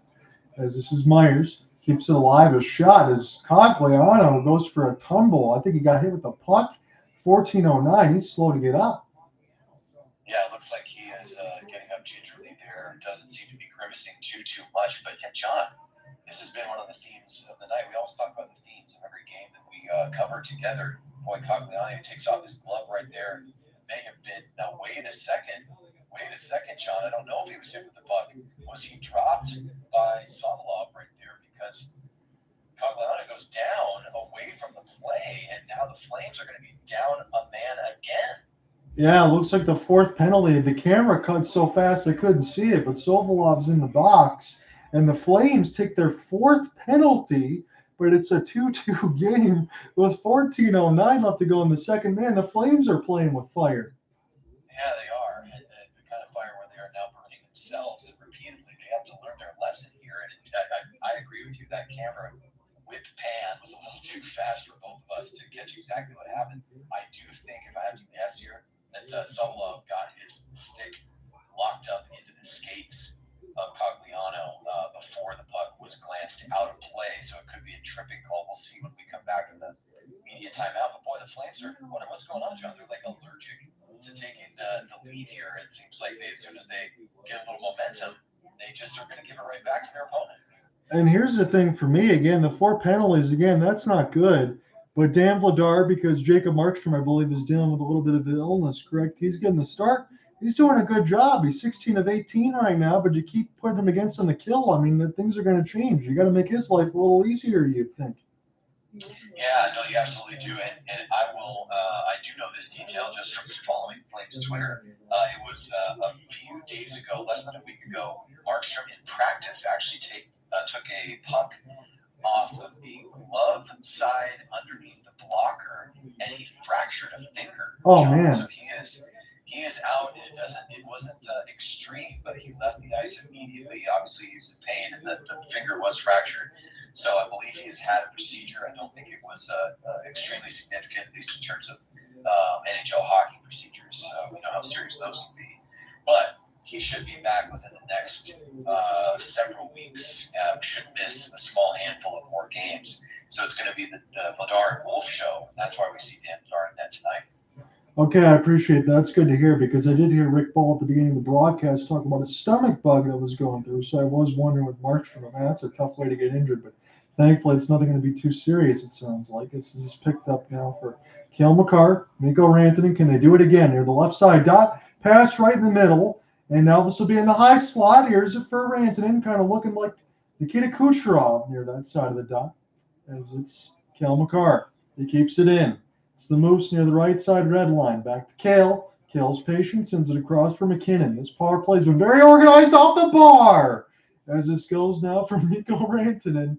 Again, it's just too much danger here for my liking. Cale Makar, back to Mikko. Now to the right side. Nichushkin sends it across for MacKinnon. And a one-timer goes all the way down the ice. I mean, it just feels like you're getting shot out of a cannon right now with all these chances. Dan Vladar is going to have to keep standing on his head, I guess. As this is picked up now for Nathan MacKinnon. Nichushkin, here's a great pass. Mikko Rantanen right in the middle of the circles, doesn't shoot it. It's Nathan MacKinnon. He's dancing near the right dot, sends it back. Devon Toews, Cale Makar, Mikko Rantanen. It's trying to find MacKinnon, and it does not hold the zone. So MacKinnon, he's been out there the whole time. 45 seconds left to go on the power play. What a pass in the middle. Nichushkin tries to keep it alive with the body. Goes back to Val from Cale. Val, cross pass, falling down as Dennis Gilbert. He falls on it, and Dan Vladar mercifully gets a stoppage. Oh, John, I wish you could see my face right now. I am smiling, but almost, it's not out of joy based on what I've been seeing from the Flames on this penalty kill. It's just sheer surprise. I can't believe Colorado hasn't scored again. They almost did. They ran one off the inside of the far post. And then Rantanen goes across. Good active stick by one of the Flames defenders there to poke that out of the zone. 36 seconds left in the power play for the Avs. Flames win the draw here in their zone, able to clear it just barely. But the Avs hold it in. Now the Flames get it, and we'll tip this one out. And I hand the mic back to you, sir. I will say, Cooper, on that side, even if Colorado doesn't score on this side, isn't this exactly how you would want your power play to look? Yeah, absolutely. Their movement it's a work of art. Just watching the way they move with the man advantage. It's every coach should be showing this recording to their young players. Fantastic work so far. Tomas Tatar will drop, get this near the right side dot. Gets away with a cross check. Tatar already got one. Trying to power his way to the net and stop by Vladar. Oh, you know what? I'm going to say that's one of Vladar's better saves right there. That's a Tatar player, skilled tonight, motivated tonight, gets room. He is able to drive the net from the wall to the crease, John. He has to go backhand. Those are tough shots to stop. He got it opposite room. Vladar has to flash the leather. Yes, he did. That was a good save, as you said. And even for Tomas Tatar, I know it's only been a few Colorado broadcasts for me, but this might be his best game. He got his first of the year. He had 8 assists with his first goal. They're trying to get more. Olofsson pinned against the boards. This is going to take a dangerous bounce. So they re-corralled by Devon Toews. I mean, it just feels like it's Colorado's puck right now. Toews fired at the net. This one gets blocked. Huberdeau gets a piece of it. He's going to run out of gas, though, trying to get a piece of Devon Toews as it'll fall to Connor Zary. And now Weegar. Weegar falling down, makes the pass as this just gets punched ahead. Sharangovich, Bowen Byram, as they'll try to locate it. Nazem Kadri off the stick chop will find it. And the Flames with Connor Zary as this goes in across the wall. And now Colorado will watch this one go back to the Flames. Nazem Kadri near the left wing. He's got one. Trying to keep it alive off his forehand. He gets all turned around. And this should be a power play, the first of the game for the Flames. Yeah, I think you're right, my friend. This is very good timing for Calgary. They have been able to tie it on a beautiful goal by Mangiapane that was set up by Kadri. And now Kadri is, I believe, going to draw the penalty here. So he has really been at the center of everything for Calgary. And hopefully this will build for Flames fans. This will see the team build some momentum. And we'd love to see them get some extended time in the zone here. Maybe make this 3-2. Absolutely on that side. Again, Miles Woods missing a few chicklets even in his picture. You see him when he's going to the box. Nazem Kadri, he's been really, really good in this game. Big-time players like to play well in big-time games. And, man, what a shot block that we saw on that side. And then the camera went all crazy.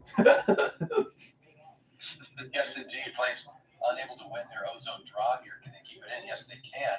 Send this one to the top of the circle. Holding right there is Sharangovich. He's at the near wall. Flames have it down low, trying to go to the high slot. This one's going to bounce out to the neutral zone. And now, John, I'll stop stepping on your toes. Back to the play-by-play. Noah Hanifin, number 55. Again, he wants to stay out of the box. You want to be circumventing this power play here. We'll see what the first line can do. Sharangovich, and this is a turnover. It's going to be a 3-on-2.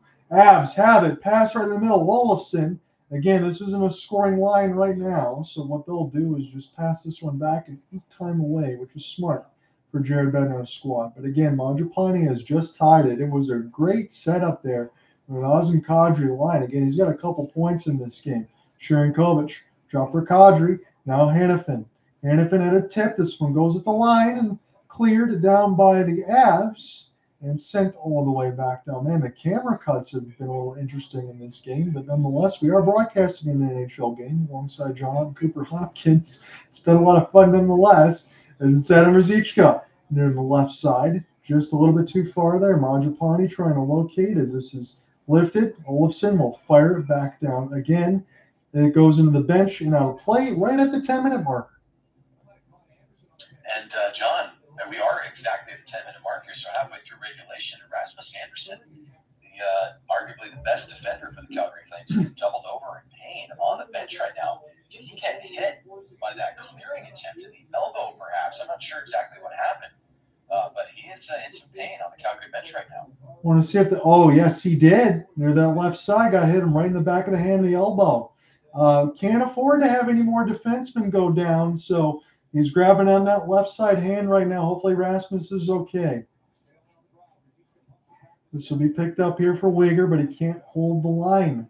Weegar now off the backhand. Set it back up over for Backlund. And now Calgary has to start on their own end. It's the first power play for them. Colorado's had 4 of these.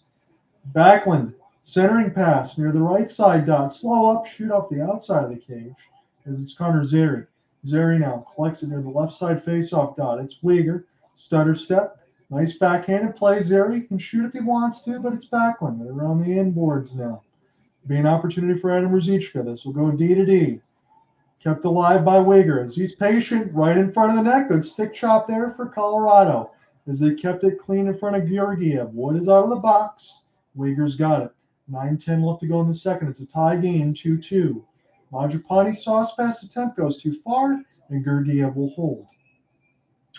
So the Flames right there, good opportunities, but nothing to show for it on that power play. A couple of good shot attempts. And I got to say, MacKenzie Weegar making the smart play right there. The timing with Wood coming out of the box, if Weegar doesn't collect that puck and protect it in the neutral zone, and then ultimately in his own zone, we would have seen Wood pick that thing up near the red line and then potentially skate in. So MacKenzie Weegar, smart play right there. The Flames have tied this game on a goal from Mangiapane. Nice bang, a pass from down low. Along boards, out to the slot. Mangiapane finishes low and away on the glove side, and we hit the median timeout shot.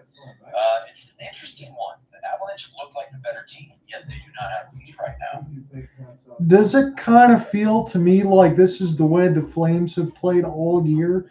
Last year, I talked about it with you on that side. We talked about it in the last broadcast against Dallas. Able to find a way to fight back when they couldn't get any wins, when it was late or going into OT. And now the Flames, they might find themselves being outplayed in a couple games, but yet they're right there. And some of these games seem like they're for the taking. Yeah, and you're absolutely right. They are for the taking. And I give credit to Derek Wills, who's the Flames play-by-play man on Sportsnet 960. The fan in Calgary, he basically coined the term "find away Flames." That's from a couple seasons ago. And has now been brought back because when this Flames team does win, they often must find a way. They're usually not blowing teams out. They're not holding multiple goal leads. A lot of times they're either hanging on to a 1-goal lead through the third or coming back after being down to tie and ultimately get that victory. So we'll see. They took the lead to start here, and then they gave up 2 unanswered. And then they finally did answer with number 88 in red and white. They're looking to get that lead one more time. It's going to be a hard task, though, John. Colorado's looked so good that their best defense is almost offense. That's how good they've been with the puck tonight. Yes, they have been. And we'll see how this goes going forward, because every time Cooper and I broadcast a game between the Flames and the Avalanche, it always seems to be something spicy. And right now, a little bit past the halfway point, this game is still tied. Shots on goal are probably a little bit low considering the output that Colorado has been able to use on the power play side. Good touch pass from Mikko Rantanen. Nathan MacKinnon. Mikko Rantanen lets it go. And it's saved by Vladar, but it's kept in by Cale Makar. What a pass! As this goes near the right side dot. Fake the slapper. Send it across from Toews. Cale Makar. Now Devon. He's got it. This is a big touch for Nathan MacKinnon. This will bounce off of one of the Flames, I believe. But this will be picked up here for Bowen Byram. Byram now will recollect. As he's out there with Cale, they mix the lines a little bit for Jared Bednar's squad. Cale will use a pass from 60 feet. It'll be Mikko Rantanen using that body, trying to keep it alive off the backhand, work his way near the left side boards. As this will go D to D, right at the line, get deflected. Nathan MacKinnon's the first to get to it off the half spin near the right side dot. The high slot now. This will be sent across for Manson and saved by Vladar. He slid post to post well. Another good stop by number 80. Big man in net for Calgary, Vladar. His looks very good tonight. And he saw that slapper a little more cleanly than some of the others that have come through. There have been some bouncing pucks. He's had to slide post to post, like you just said. He did it there just seconds ago. But boy, MacKinnon, Toews, Makar, Cogliano's look good. Rantanen's had some opportunities. Vladar has answered most of these calls. The only ones that have gone in have been absolute beauties. So I think that's what it's going to take tonight if the Avalanche want to win. They look good, but they have to look even better if they want to take the lead and get the victory. I agree with you, and I think it's going to take absolute beauties on both sides. They'll double down with that amount. So they show Vladar stuck 21 on 24 in his last appearance against the Avalanche. So they're going to have to pretty much do that right now. It's already kind of where he's at in the numbers. As it's picked up for Tomas Tatar. He's got one for Colorado, but they'll have it in their own end as they look to transition from left to right in the cerulean and maroon. And somebody goes down on the Flames side, and they try to finish off a hit as they take a change going to the bench. Rasmus Andersson is back out there after getting the puck to the left side of his hand. Dylan Dubé will shovel it across the left side red line. Nazem Kadri out there as well as Josh Manson just trying to use his body weight on Mangiapane and go ahead and get this puck loose. His bounce is up and off the glass. Rasmus Andersson will settle it down on his own end. Mangiapane got to be careful as he turns around and makes this pass, as this will be off the stick of Georgiev and behind the cage. It's Devon Toews off the long outstretch pass. Logan O'Connor will gain the entry near the right side wall. Blake Coleman, he's looked good tonight. He gets dispossessed, though, by Ross Colton. Colton now will send it back to D. He'll go ahead and take his change. 6:55 thereabouts left to go in the second. Joining there with you alongside Cooper Hopkins, who's nice enough to join me in this one. I know he's in a little bit of pain, so I'm taking the play-by-play on this side, but we're taking this game in. I think you're feeling a little bit better with the Flames' victory, no doubt about it, as it's Noah Hanifin. Send this one back across. Right into the middle, it's Mikael Backlund, the captaincy for Coleman. He scores! John on Blake Coleman's appearance on their feet. Sometimes we forget these guys. They have family members, loved ones that they're playing for. I love his dad's doing fist bumps right now. Blake Coleman, just a casual snap wrister right there as he enters the zone. This is Hanifin starting to play from his own end. I'm getting the real-time replay right here. Backlund takes it straight up the center of the ice. Flames just take what's given to them as the blue liners for Colorado are retreating, not really holding their ground and stepping in. Coleman says, you know what? I've done this a few times before. I'm taking a shot, and that shot goes right underneath the glove of Georgiev. Georgiev can't believe it. I think he wants that one back.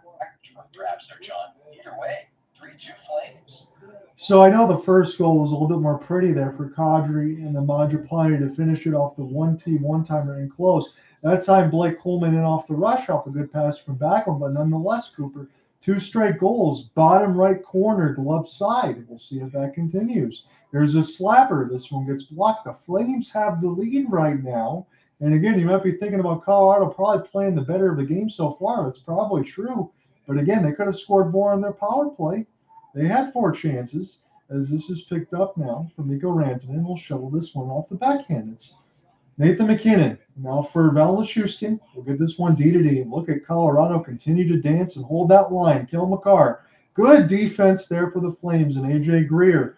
But it's Nathan MacKinnon, and the high slot shoots. This one gets blocked, bounced up over the net, and we are still live right now. One of the Flames was down. I think it was AJ Greer off the shot block. Here's another one.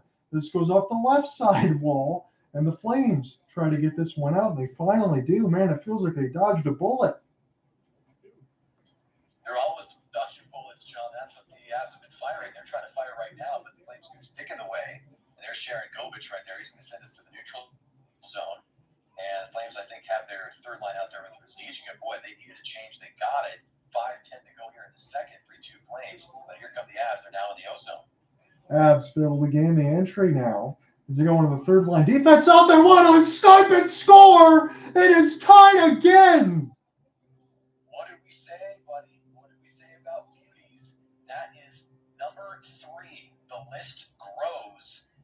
list of absolutely beautiful shots and goals. Dan Bednar has been hung out to dry every single time the Avs have scored. He's made some great saves, but right there, what are you going to do? The Avs take it down to the near corner. Hanifin misses a check. Puck's turned over, and boy, oh boy, I'm trying to get a number right there, John. I couldn't see the goal score, but that is wired to the top side over the right shoulder of Bednar, and that is 3-3. Colorado with another gorgeous goal. If you got Ben Myers on your bingo card, the fourth liner, congratulations. It's 3-3. What a snipe. Absolutely. Boy, you couldn't surprise me. I would have never guessed he was a fourth liner. That was a first line type of goal right there, and that's why we're tied again. Holy cow, what a game. This has been his first. Again, Tatar's got his first. Mikael Malinsky, Sam Malinsky. So again, the back end lines for Colorado making a difference. Turnaround shot that almost went to hit the post. It's Colorado. Feels like they're trying to provide the effort again. Nazem Kadri with a huge hit on that side. Takes out one of the Avalanche as Tatar will try to locate it. Lost in between his legs. Good work there from Mangiapane as he'll press in deep. I think Ryan Huska is squatting and going to take a change. It's a 3-3 tie. This is a back and forth game, and I can't tell you which way this is going to go right now, but I'm glad to be doing this broadcast alongside Cooper Hopkins. It's an extended time out here for Colorado back and behind the cage as they'll look to start again. Logan O'Connor, outstretched pass, try to find a cutting bell. Nichushkin, Backlund. Here's a good play. Coleman's got it. You better look out for him. He's been excellent in this game. He's got it now. Blake Coleman near the right side. Dot turns, fires. That one goes just wide of the left side post. He was trying to find a 5-hole goal. As this goes in behind, almost gets stolen. And Gurgiev holds on. Blake Coleman was right there again. Well, John, it's not even a contest. The two best Flames by far tonight. Number 20, Blake Coleman. Number 91, Nazem Kadri. You can understand Kadri. Listen, as we hit the break here, we have a moment to talk about it. You can completely understand why Kadri would have some extra motivation. He's back in a building where he had a ton of success. He won many, many games and was a huge contributor to a very successful Colorado Avalanche team, one of the best in recent memory. Then, of course, moves on, becomes a Calgary Flame, and has looked fantastic tonight, not only with an assist, with a goal, also with a huge hit along the glass on the penalty box side. But guess what? Blake Coleman, he has been everywhere tonight, and he almost just scored by accident. That's how good he's been. Puck squirts out from behind in the trapezoid area to Gurgiev's left, bounces off of an unsuspecting Coleman stick blade, almost sneaks into the net, my friend. But either way, we are finding ourselves with yet another classic contest here.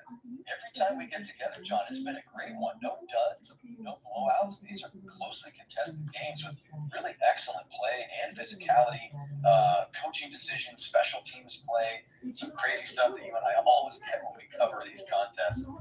It has been a fun one, and we're not even through with the second period yet. Yeah, I'm really glad that we did this one. On that side, I always try to reach out with you. We're always in contact on the Instagram, try to figure out possible assignments in upcoming games, just to try to keep everybody else interested, just in case they listen to it late and all of that too. But we appreciate all of you on that side. But you might want to ask Mom and Dad to be in the portion of every one of these broadcasts from Blake Coleman. My goodness. Yeah, I guess so.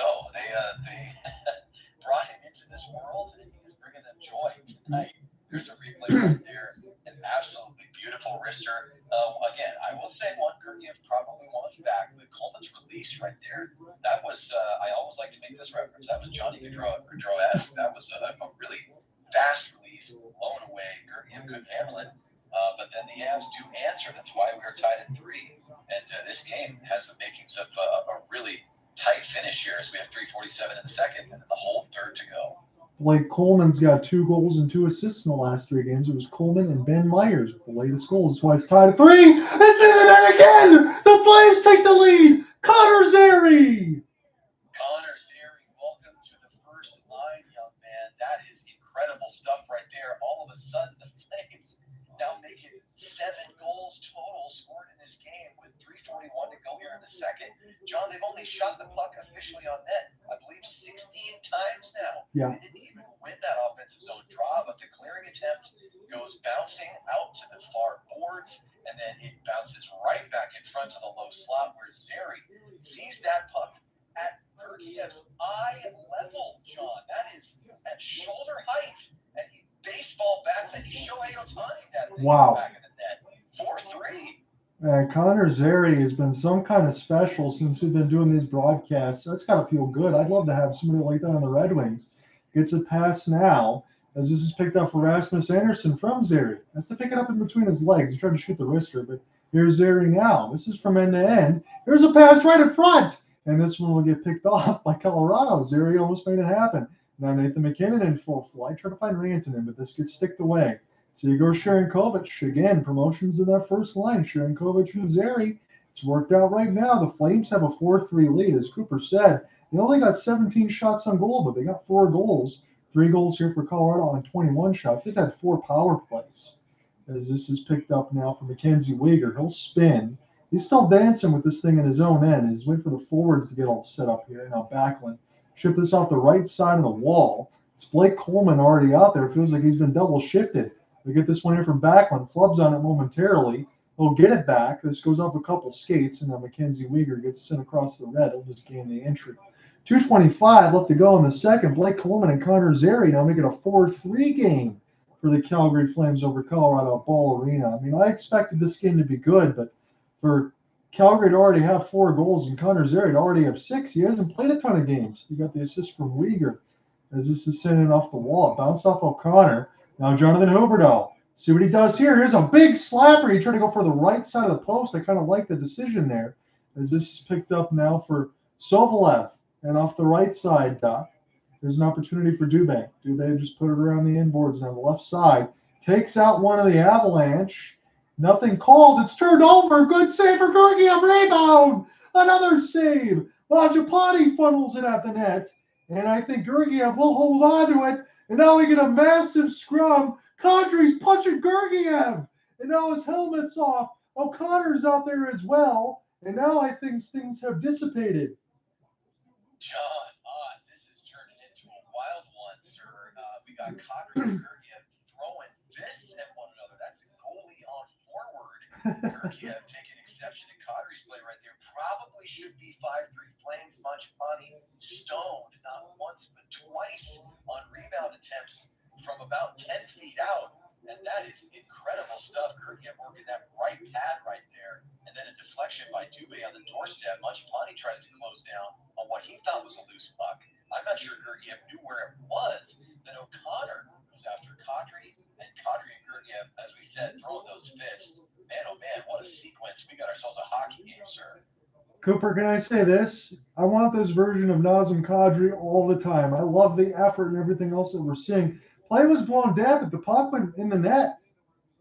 Yeah, first of all, 100% on Kadri. If you can bring this every night, my goodness, that changes this Flames team in a major way. But unfortunately, I would argue that the whistle had not gone. I think it should be 5-3 Calgary. Connor Zary may be talking to one of his coaches about that very fact.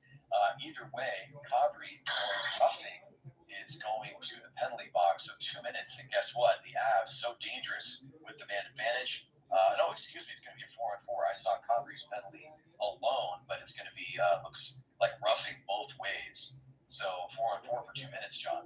So Miles Wood, Nazem Kadri in the box. It's 4-on-4. Who does this favor? Right now, I know where I would lean on the obvious side, but the Flames have played so darn well in this game, who knows? As this is near the right side, Flames with it.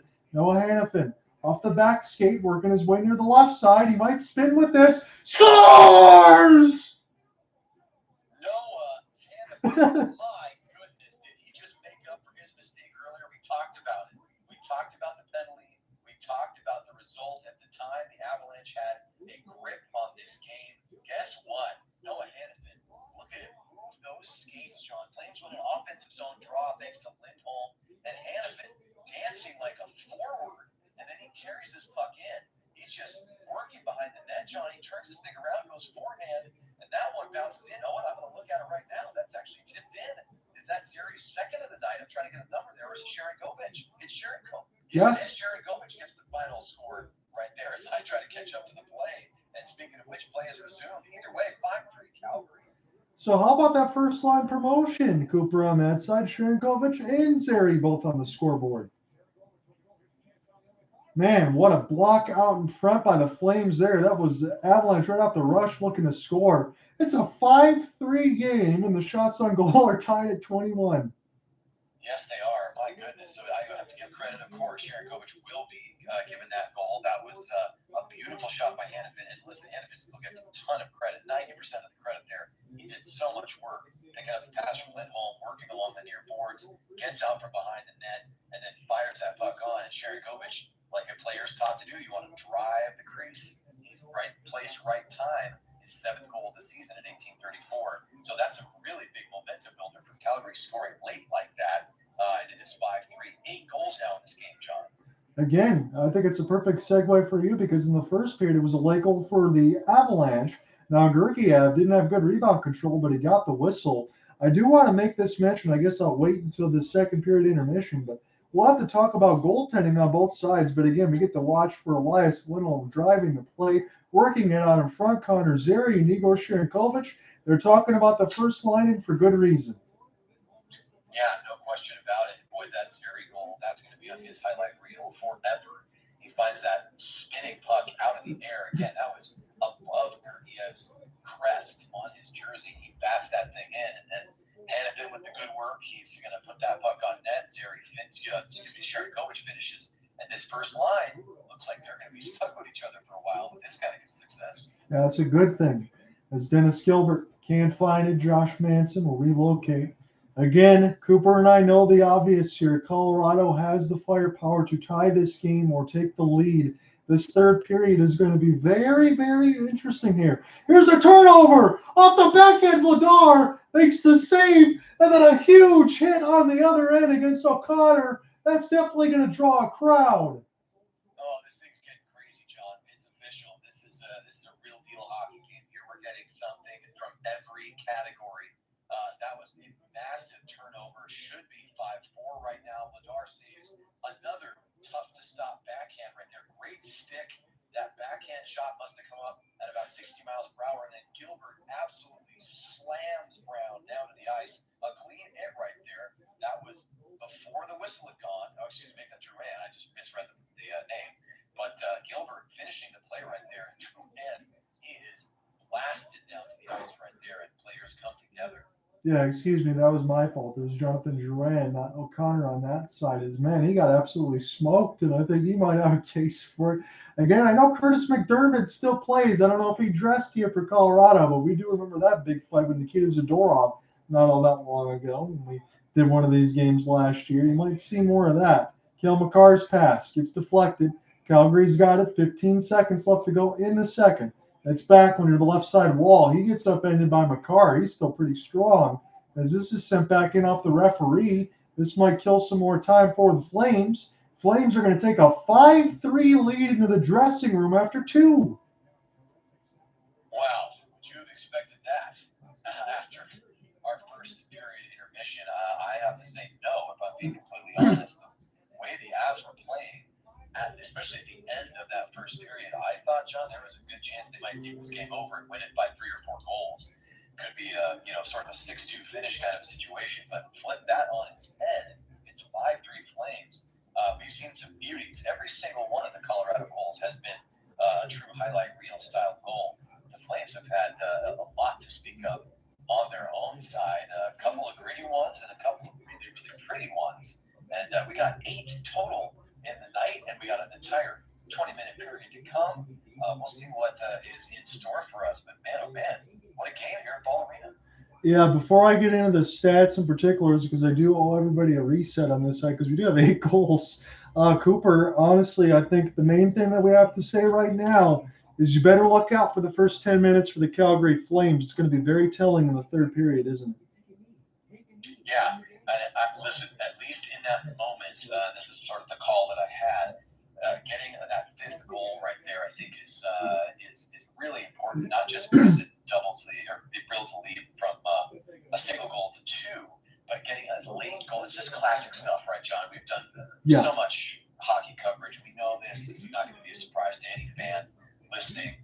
Getting a goal late in the period is a real boost for any team, and that's going to be the case tonight for Calgary. However, we've seen what the Colorado Avalanche can do and turn things on a dime. Obviously, they have the horses to go on that kind of a run. If they want to make a push, they have the capability. It's going to be about the Flames not being satisfied with a 5-3 lead. They're going to want to try to get it to a 6-3, even further margin, because MacKinnon and Makar are going to be on a mission as well. So again, I won't go into detail of all the goals because there's too many, but there are some points I want to head after this for the Avalanche. So to open the scoring, it was Nazem Kadri with his 7th from Blake Coleman. Blake Coleman's had a heck of a game. Tomas Tatar, a very pretty goal behind the net set up by Ross Colton, ties it from Freddie Olofsson. It's 1-1 after 1.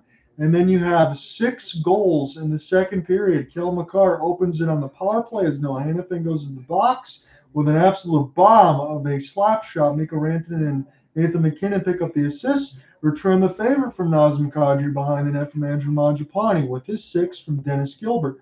Ties it at 2. Blake Coleman, routine off the rush, but not routine for Alexander Gergiev. It's 3-2, assisted by Backlund and Dennis Gilbert at 13:21.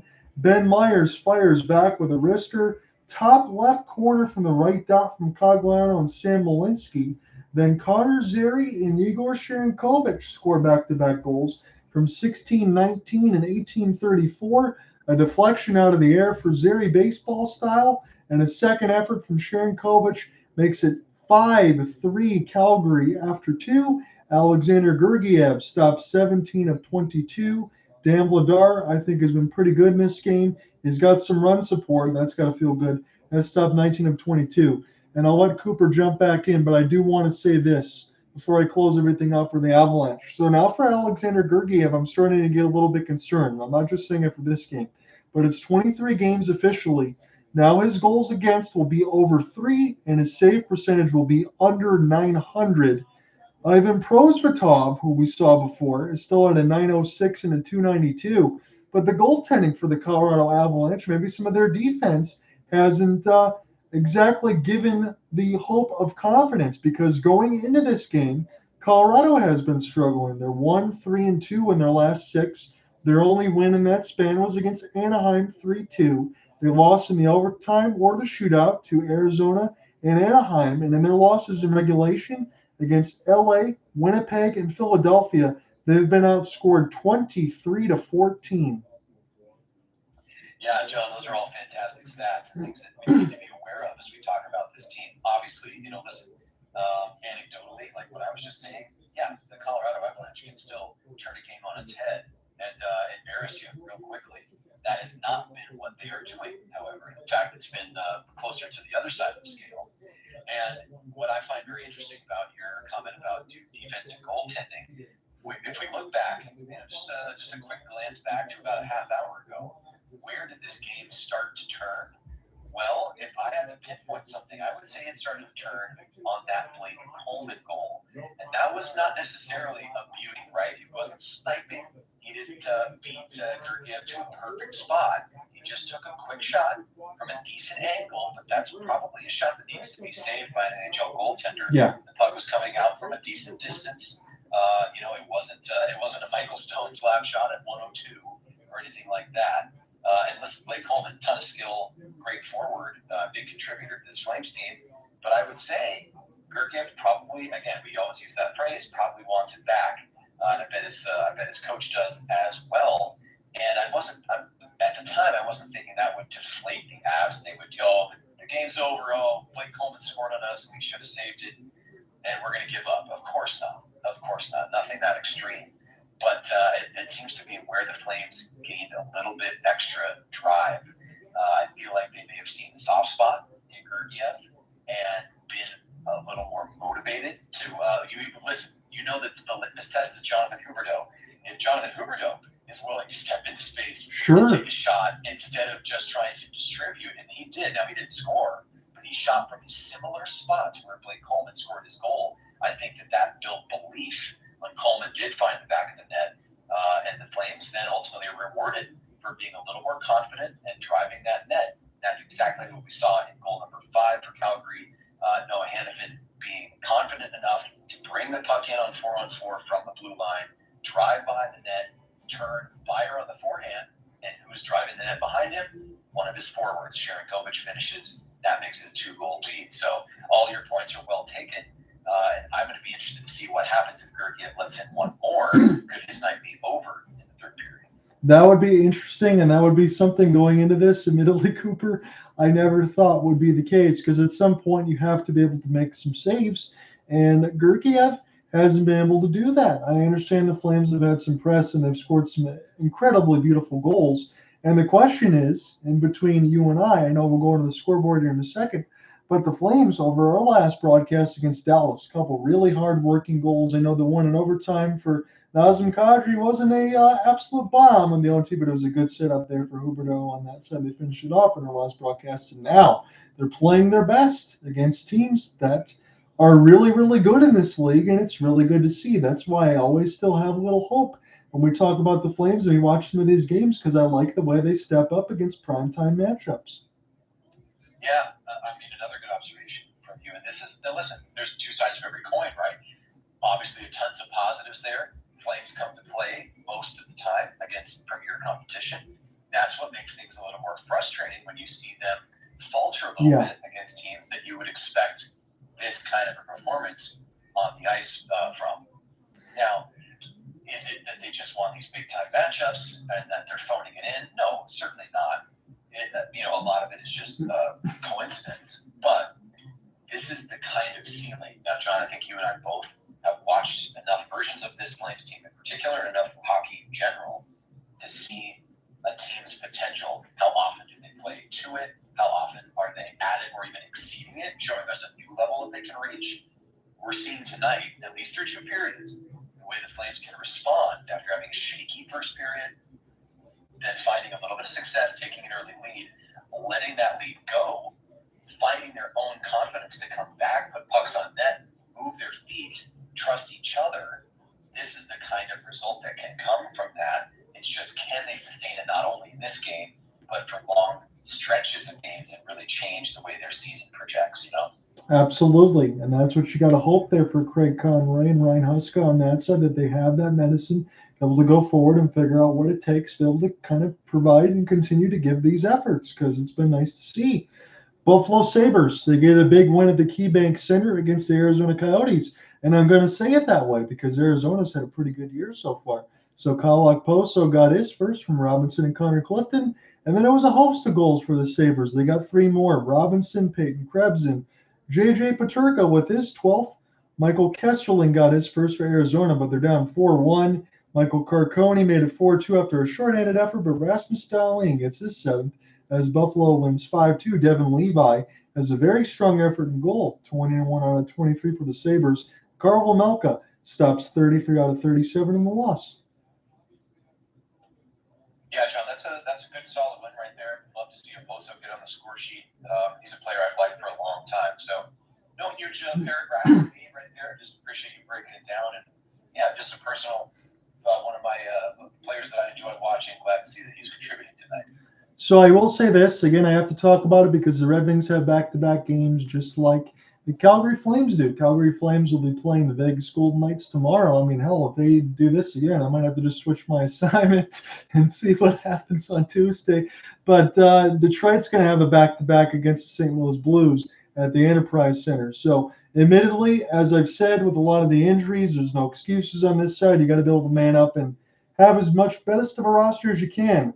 Cooper and I talked about this. Patrick Kane's brought in to be a third liner. Well, because of all the injuries, he's on the first line with Andrew Kopp, who's normally on the third, with DeBrincat and Kane. That was your first line. It sounds good, but your depth is 6 different Grand Rapids Griffins on 3 and 4. So, yes, they took the result that you probably expected, a 6-3 loss to the Dallas Stars. Again, Miro Heiskanen, Potts, and empty netter. Joe Pavelski gets his 12th. Matt Duchene, Jason Robertson, Esa Lindell, and Heiskanen also scored again. Goal scorers for the Red Wings were Jonathan Berggren with his first, Daniel Sprong with his 7th. Boys, he's been good. And Joe Veleno on the power play. Jake Ottinger stops 27 out of 30. James Reimer gets the start the first time in a long time, stops 29 out of 34. But Daniel Sprong, and I love the effort. I know it's only 7 goals, but I think all of those have been badly needed, and I hope that he can find a way to sign because I know Seattle's missing him. Oh, yeah, John, you literally took the words out of my mouth. I was just going to say, boy, did Seattle miss Daniel Sprong. And listen, he was certainly decent as Washington Capital, but he really shone. He really made a big difference on that roster last year for the Kraken. And look, it wasn't the Daniel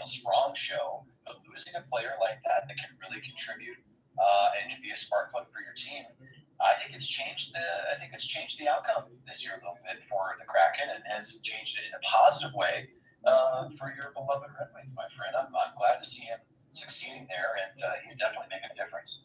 Yes, he is. I do want to ask you about some stuff that happened across some of the sports world. And again, I saw this from Jeff Passan on ESPN, and I had to just ask you this.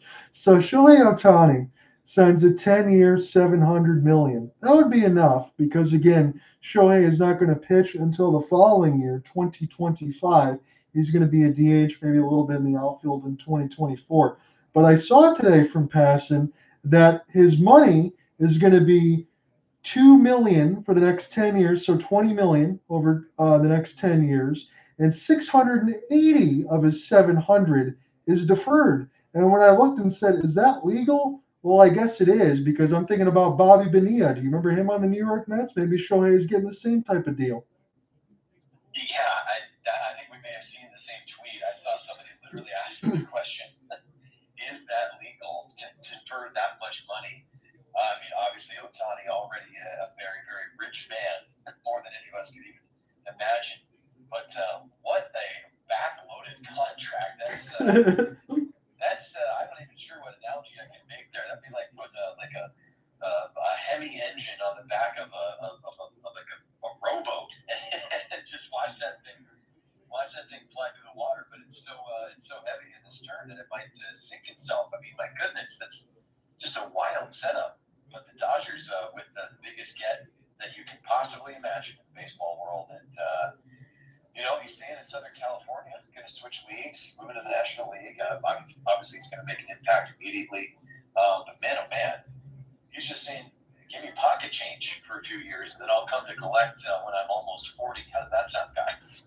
I mean, I think that really works out well, especially for the Los Angeles Dodgers brass, doesn't it? Because you already have Mookie Betts, Trey Turner, and now Shohei, and they already had a team that was really good in the playoffs, but they did get swept by the Milwaukee Brewers and their excellent pitching staff, and then the Arizona Diamondbacks went on their big run. But essentially what I'm saying is it's going to allow the Dodgers to be able to continue to wheel and deal and make moves and surround that team with talent, isn't it? Oh, yeah, 100%. And listen, I think Shohei and the people around him know that too.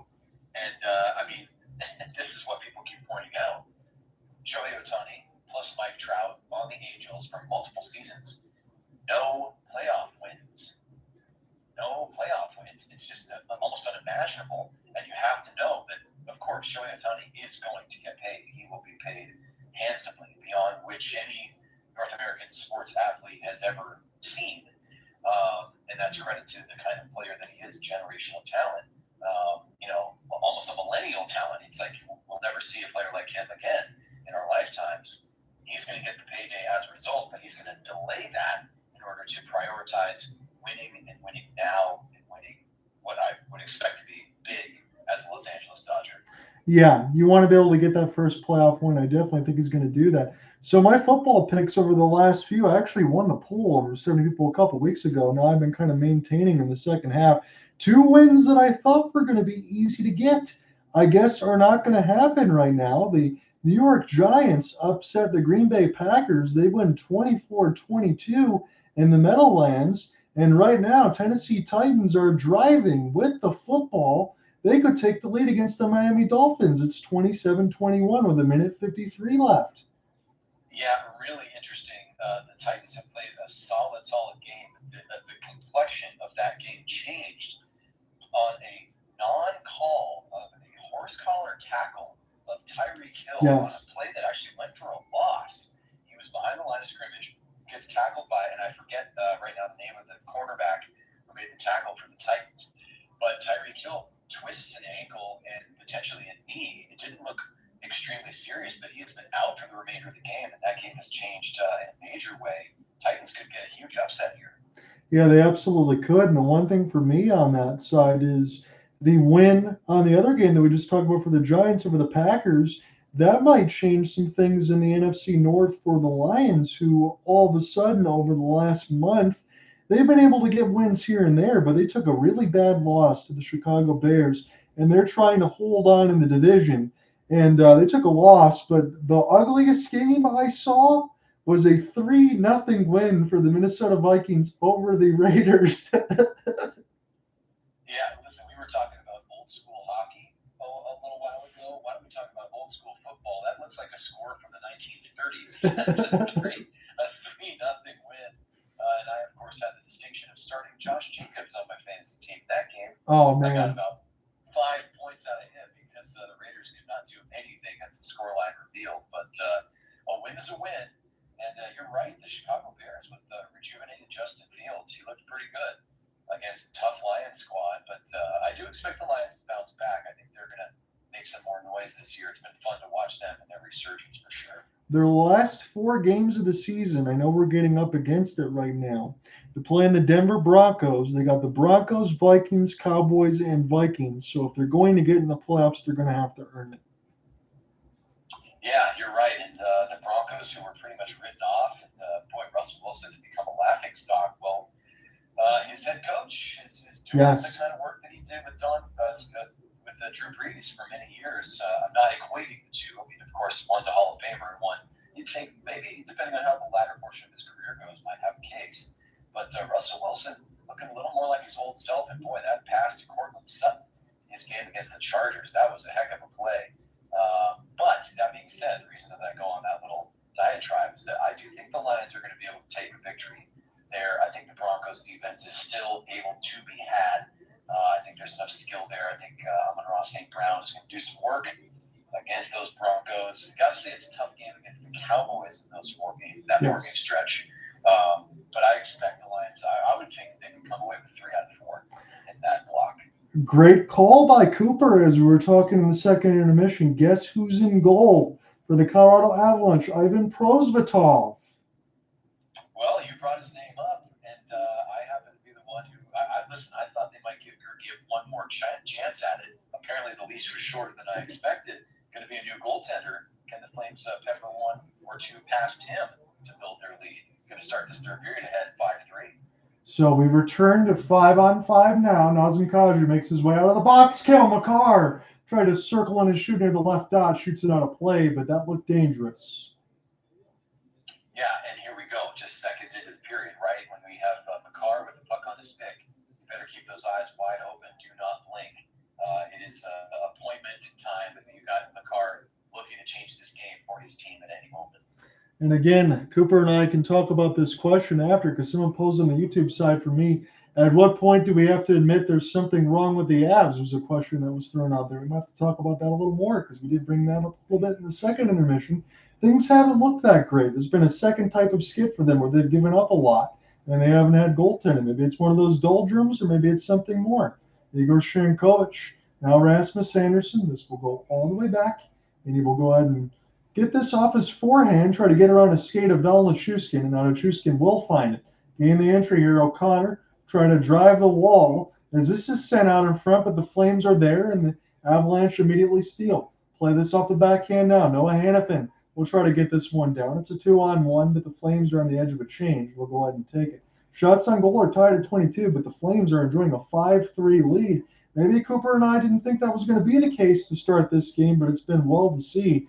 Again, Calgary has been able to play well against the big boys. Again, our broadcast against Dallas, that comeback against Carolina, and some of the other teams right now that kind of make you scratch your head a little bit, but it's good to see right now. The promotion on the first line for Sharangovich and Zary, they've already gotten on the score sheet alongside Nazem Kadri and Blake Coleman, who have been excellent. Miles Wood of his forehand now. This will get knocked off a couple sticks. It's going to be a good bounce. A block out in front. It's loose. Flames trying to locate it. Fired at the net by Colorado. And this will be blocked. Here's a touch pass. It's 3-on-3 now as Colorado's already there on the back check. This gets knocked away near the right side wall. Dylan Dubé trying to recollect as he falls down to make a play. Andrew Mangiapane the same. He's being pinned near the right side boards as it's Myers. Will hold on back and behind his own net as Colorado will look to start right to left. Cerulean and Maroon as this gets picked off by the Flames. Flip this one back down. Jonathan Huberdeau off the half spin, the right side wall. Good pass ahead. Backlund have to find it in between his skates. He takes a cross check, it's falling down, and Prosvetov gets his first action, makes a glove save. Yep, so Prosvetov is on the score sheet now with the save officially, but he was in the action a little bit earlier. The Flames were in the offensive zone, and A couple of skaters went right through the crease there, and Prosvetov stepped out to the top of the blue paint, threw a little bit of an elbow right there. So he's looking to get into this contest with some physicality. Good block there for Dennis Gilbert that we just saw on the Sportsnet feed. He's trying to do his Chris Tanev impression. Again, the Flames have been without him since the 15 seconds in this contest off the hit from Ross Colton. Ross Colton's been bringing the pain train on a couple different players, as this is a rush the other way for Colorado. Bowen Byram off the backhand. A good cancel off by late arriving Flames there with the stick check. Goes away from Hanifin though. Myers spins. Got near the right side. He's pinned in deep. Driving is Bowen Byram near the right side wall, trying to push us near the dot. As this is knocked off Huberdeau. This is sent back down across the red line off the one-on-one. Here's a turn by Coleman. He'll fire wide near the left side post, but he's certainly feeling himself there. We didn't miss it by much. As this is recollected for Rasmus Andersson. Can't hold the blue line, though. He'll gain the red and fire it in. It goes in up out of play. I love it. Good shot of Blake Coleman on the bench there with Huberdeau and some teammates. Blake Coleman, he decides to go spin around on the backhand, just a prayer, and he sends it not that far wide. I love that Blake Coleman. He's feeling it with mom and dad in the crowd tonight. Boy, I think Huberdeau's feeling it on the bench as well. We had Rasmus Andersson take a clear attempt off of his forearm earlier, and then Huberdeau gets one off of, I think, just underneath the glove. So, boy, nicks and bruises everywhere for both squads tonight. We got to ice up after this one. Absolutely. Welcome to the game of hockey. It's been brutal on both sides, especially with the puck more so than the hits, I would say, as Lindholm will fire this one in. Prosvetov will stop it with the goal stick. Now kill Makar. And behind the office, Colorado's down a couple goals at home at Bull Arena. John and I with you alongside Cooper Hopkins. He's mending, but he's been happy to join me on this broadcast. We've been happy to call this game so far. We're a bit surprised at the scoreline, but nonetheless, it's been a very entertaining game. I might have to label it as another instant classic. Nichushkin sends the cross pass over. Good stop by Vladar, made it look routine. Yeah, he did, John. You said just what I was going to say. Vladar right there, he's looked especially good to his left. He sets up so beautifully. He comes out to the top of the crease, tries to make himself big, and that was exactly what he did. He ended up getting that shot right in the bullseye. That was in the middle of the flaming C on his chest. Yet another save for number 80 in net for Calgary. We get a chance to look at the young Dustin Wolf. I like to see the young man playing a game that we get to call. Yeah, I certainly hope we get the chance, and I bet we will soon. But right now, Vladar is he's making the case to get more ice time with the big man Markstrom down with that fractured finger. So Mikko Rantanen gets his shot blocked by a host of Flames, and now Colorado has it again. Cale Makar. Again, Colorado needs goals. We talked about the first 10 minutes being important, as you always would, especially with a team that's trailing. Right now, Calgary doing their job. Another shot block. That one's going to hurt. Here's a chance now. Mangiapane, not quite a breakaway. He'll have to slow up and buy some time. Pass right in the middle of the high slot. This one gets deflected. This goes off Prosvetov and out of play. Boy, great touch pass right there. A little billiards action right there, or as Derek would say, good drawing on that thing. As Mangiapane was sprung for kind of a slow developing breakaway right there that ended up being negated by a good back check by Colorado. Boy, we talked about lists tonight. Add to the list of players with nicks and bruises. MacKenzie Weegar blocks a shot, I think, off the instep or the ankle area. 28, John, block shots for Calgary. Just 6 for the Avalanche. There's a save off the end of the trapper from Prosvetov. The Flames looking to hold in here in the offensive zone. I'll let you pick things back up. And 28 block shots. That really tells you want to earn these 2 points. Pospisil drive to the net. That one gets partially blocked. The Flames thought it was behind Prosvetov, but this goes now with Colorado trying to gain the entry, but the puck gets stolen. They'll gain it across the red line now. Vladar flubs this thing, but Yegor Sharangovich, got to be careful not to get stick lifted in your own end. Pospisil will turn and fire. This is a race for the puck. We'll see who gets it. Good stick lift there. An opportunity now. Dennis Gilbert trying to buy some time. It's Rasmus Andersson. We'll send it at the net. It gets deflected and picked up now for O'Connor. O'Connor will spin and turn. As this is recollected now for Colorado off of 3-on-2. It's going to be a chip and chase. It's going to work out for Olofsson. He's pinned to the boards by Hanifin near the right side red line. Calgary still enjoying a 5-3 lead. No goals yet in this third. That's where Calgary likes it right now. As this one gets sent down the ice, it'll be not blown dead, I guess. This will be Colorado that has it. They'll have to start the full length from 200 feet from right to left. It's Manson. He and the entry take a long shot. This one gets blocked. Calgary now will go ahead and take it. It might have went off Vedar's stick. Bowen Byron recollects it off the forehand, spins him behind the office, and he's got it. Plays this nicely off the backhand. He's still with it. We'll chip it in across the right side glass. And Bednar will slow it down. Calgary, MacKenzie Weegar is back out there after blocking off the instep, as Cooper said.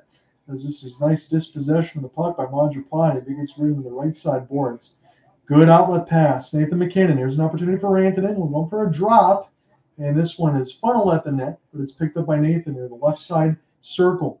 We'll spin and turn. Devon Toews will send it across for Cale Makar. Fire it. Goes off the blocker of Dan Vladar, but Nazem Kadri right there. Nice glove down by Devon Toews. In the high slot now. Slows up. Back pass. Trying to find Valeri Nichushkin. Flames might have numbers. It's a 2-on-1. Mangiapane the trailer. Oh, the stick goes flying. It went farther than the puck. And we get a hooking penalty. Oh my goodness, boy, Nazem Kadri has looked so good tonight. He gets tripped blatantly right there, still able to get the puck away, a pass with one hand to Mangiapane. Wow. And then, John, I'm not actually sure who was the flame who took that shot, but again, the theme of the night for me is lists. Add to the list of another flame completely whiffing on their shot. That was on a 2-on-1 breakaway opportunity. That stick exploded like I haven't seen in a long time.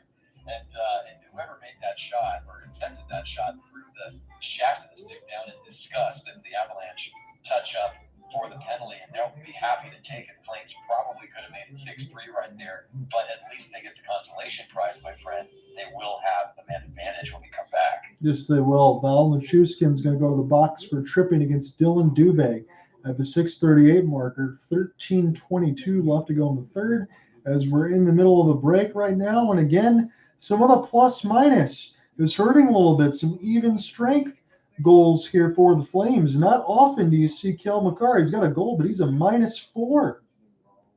Yikes. You could not have paid me to bet on that coming true if you gave me the chance prior to this game starting. But man, oh man.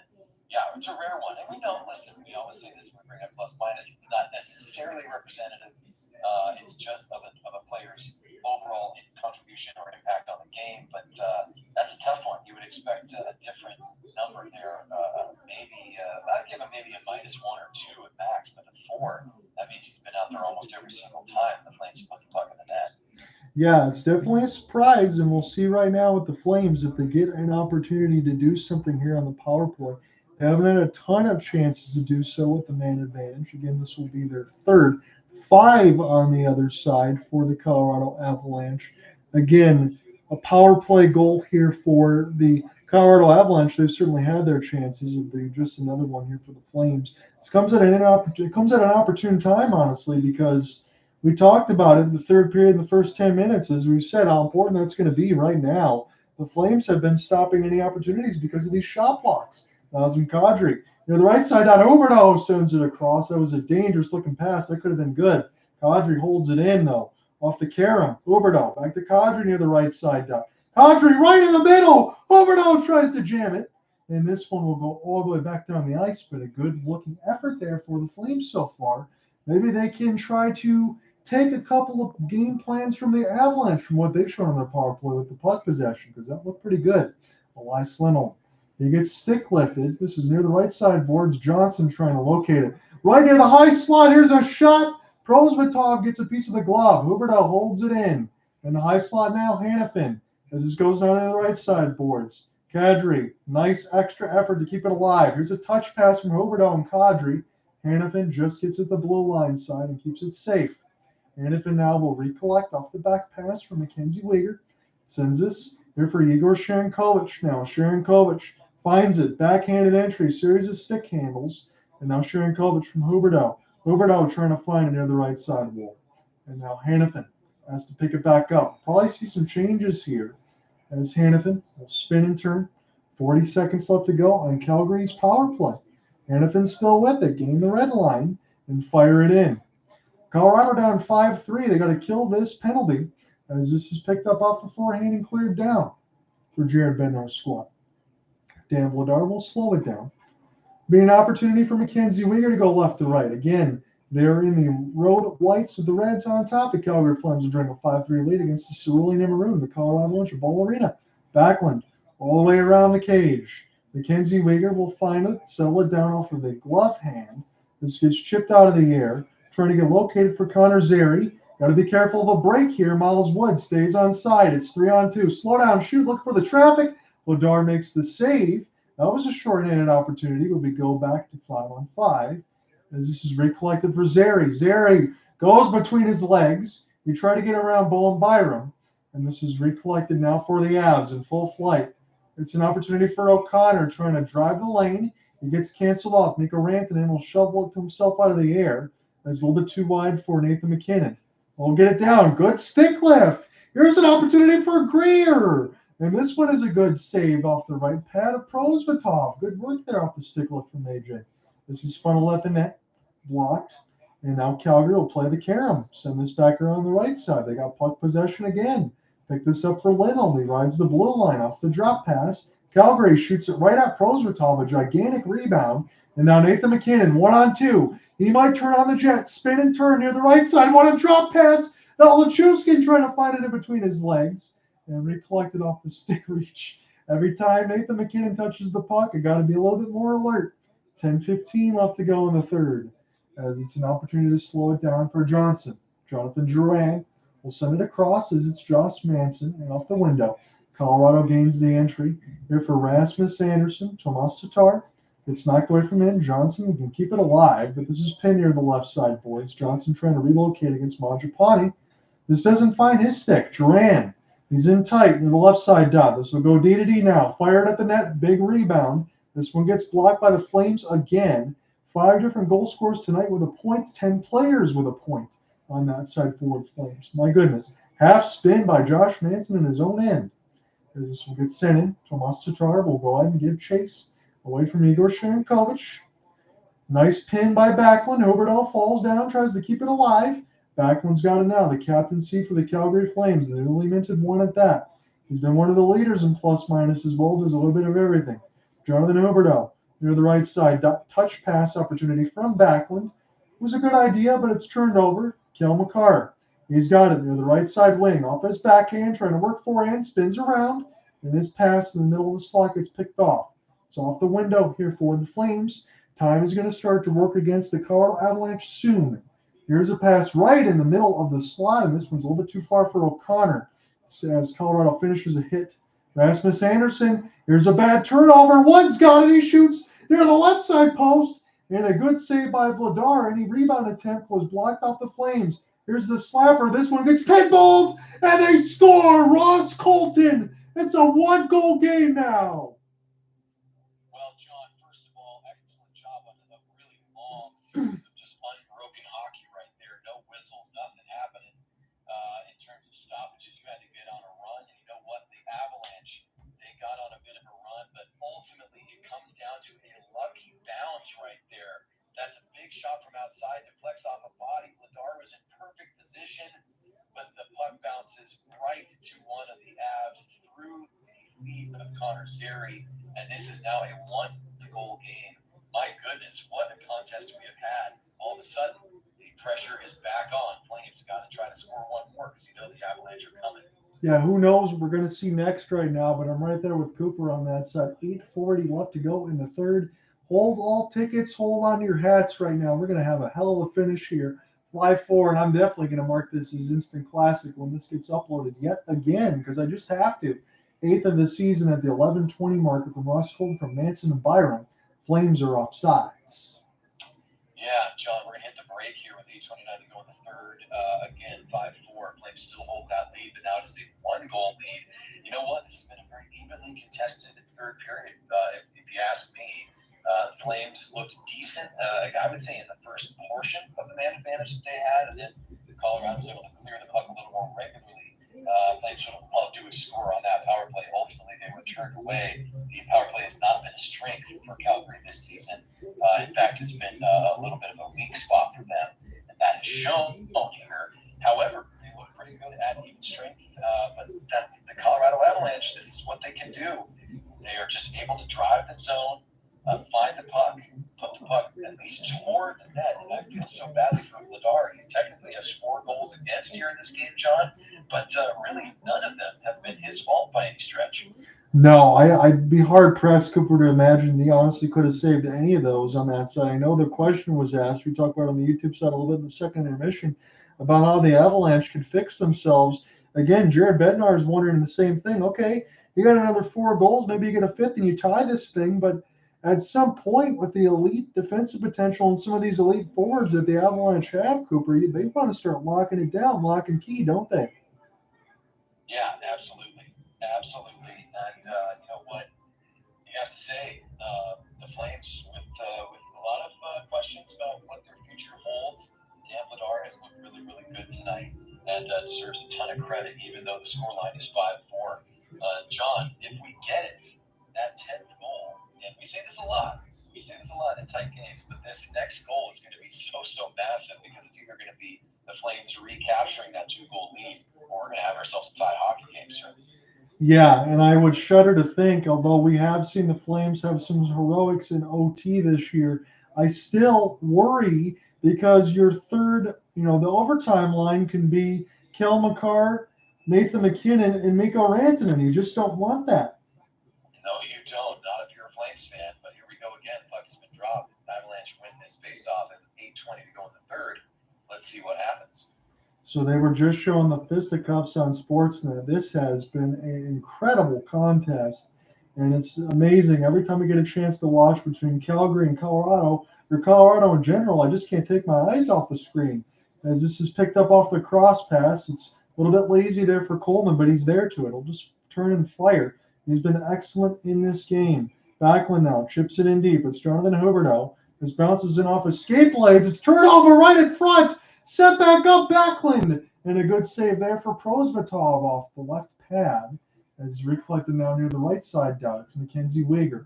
We'll slow it down as the forwards will take a change for Ryan Huska's squad. As Cooper Hopkins just said, the next goal is fundamentally important. A 5-4 game at Ball Arena in Denver, Colorado. Calgary has just iced it.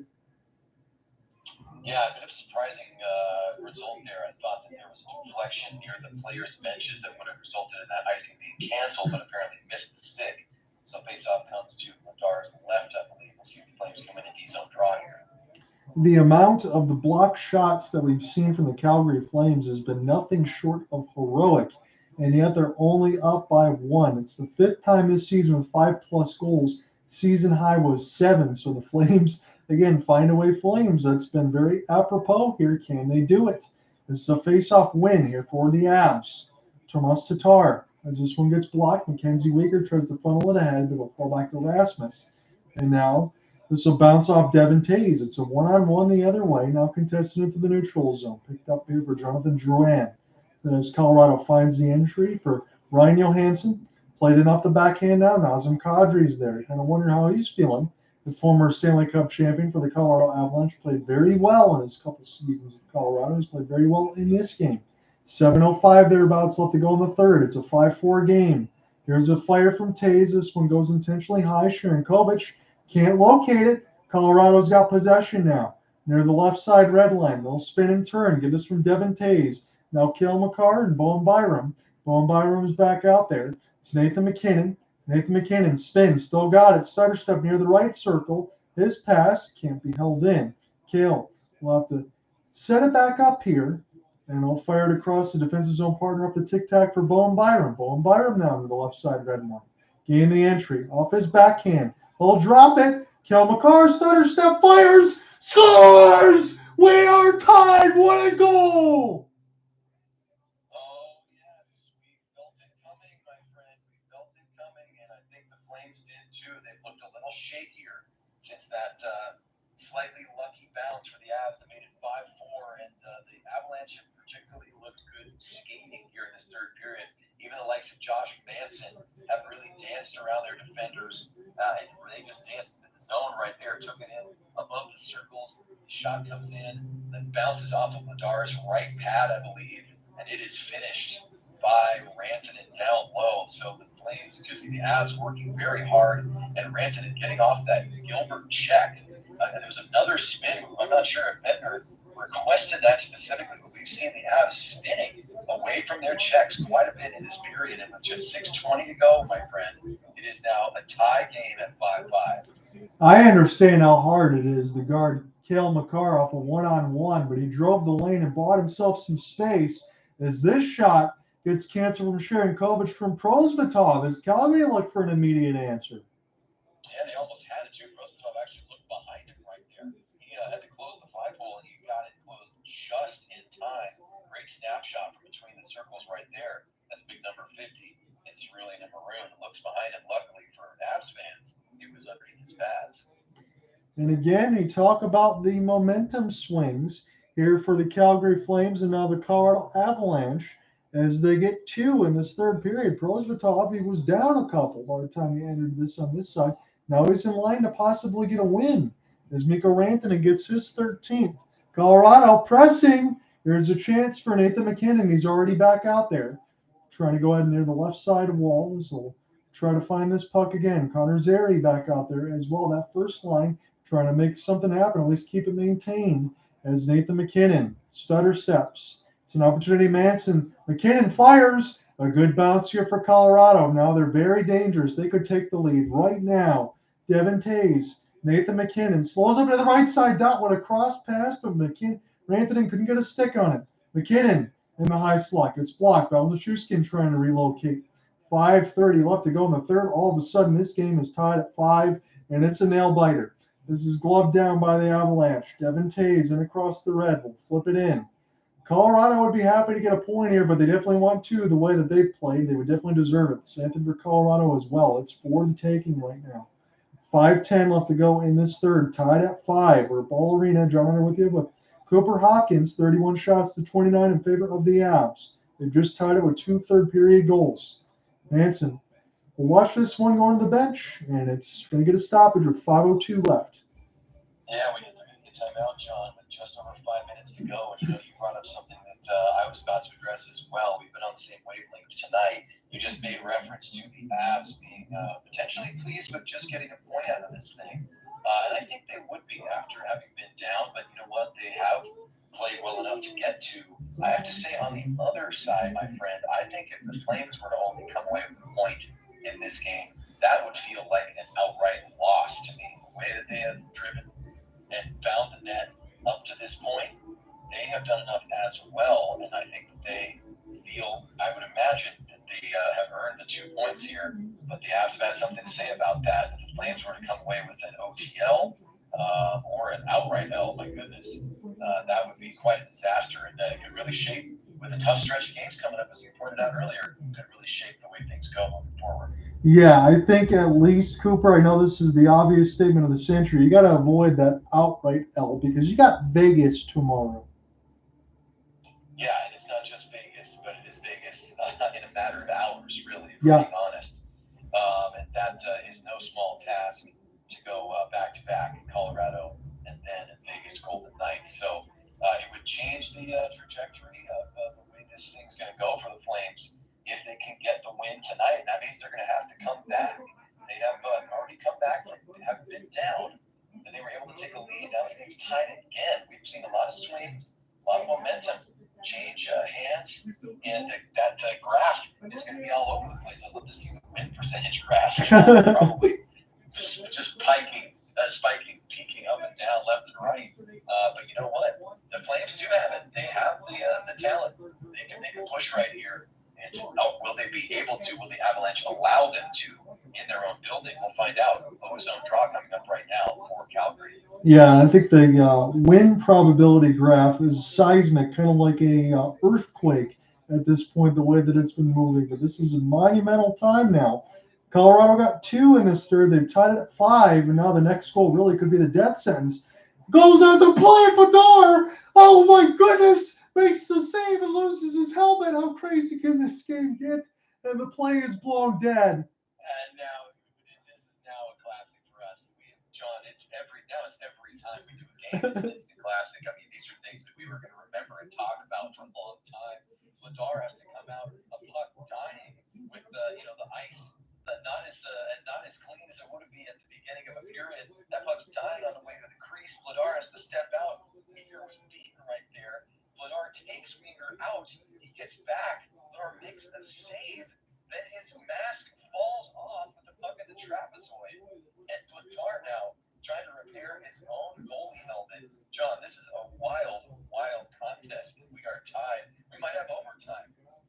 Maybe the fact that Bednar in the puck and just dislodged his mask and it's automatically blown dead.